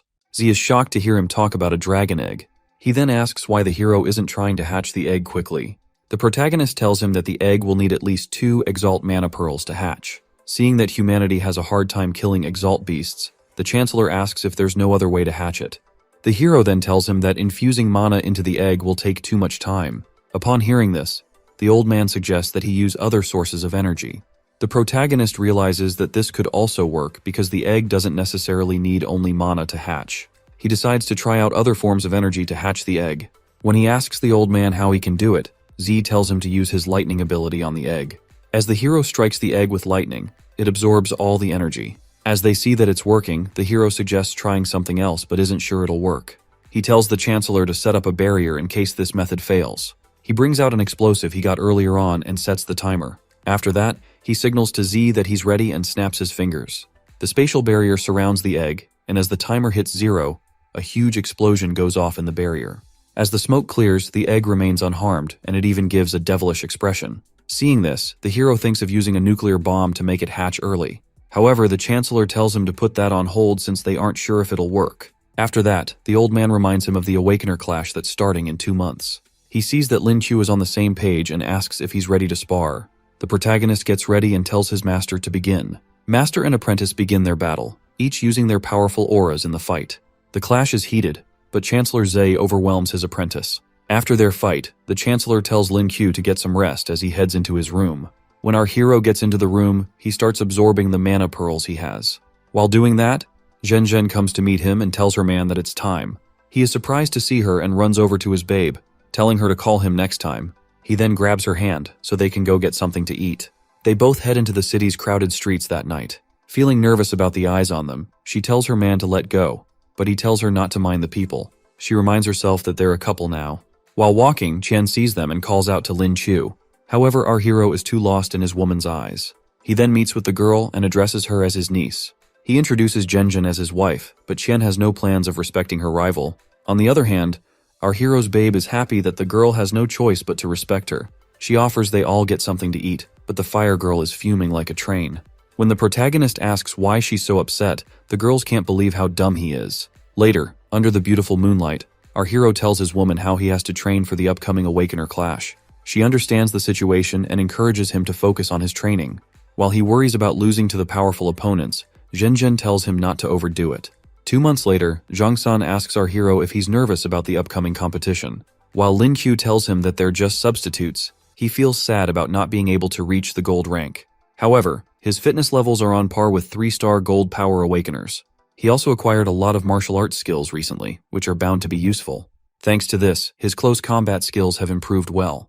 Both their girlfriends then come over to meet them. While San goes to meet his woman, the protagonist wonders why his girlfriend is there. He runs over to her, and she admits that she misses him already. While he says how she hates crowds, she pulls him in for a kiss and wishes him luck in the championship. After that, Zhen Zhen shyly walks away. Meanwhile, our hero promises to do his best. At the entrance gate, Junning tells her students to do their best and not bring shame to the school. With that, the students are ready to take their leave. Moments later, our hero arrives at the airport with his comrades. A reporter walks up to the professor and implies that she wants to lose because she added freshmen to her team. However, Lu Jin tells the guy that he won't be commenting on that. Junning tells Lin Chu to ignore the reporter as well, and he assures her that it doesn't bother him. As the other teams arrive, the reporter tries to get a word from them. Meanwhile, the protagonist wonders why there aren't that many teams. The professor explains that only a few universities made it after an intense competition. According to her, only 8 teams will participate. Upon hearing this, the protagonist is completely bewildered.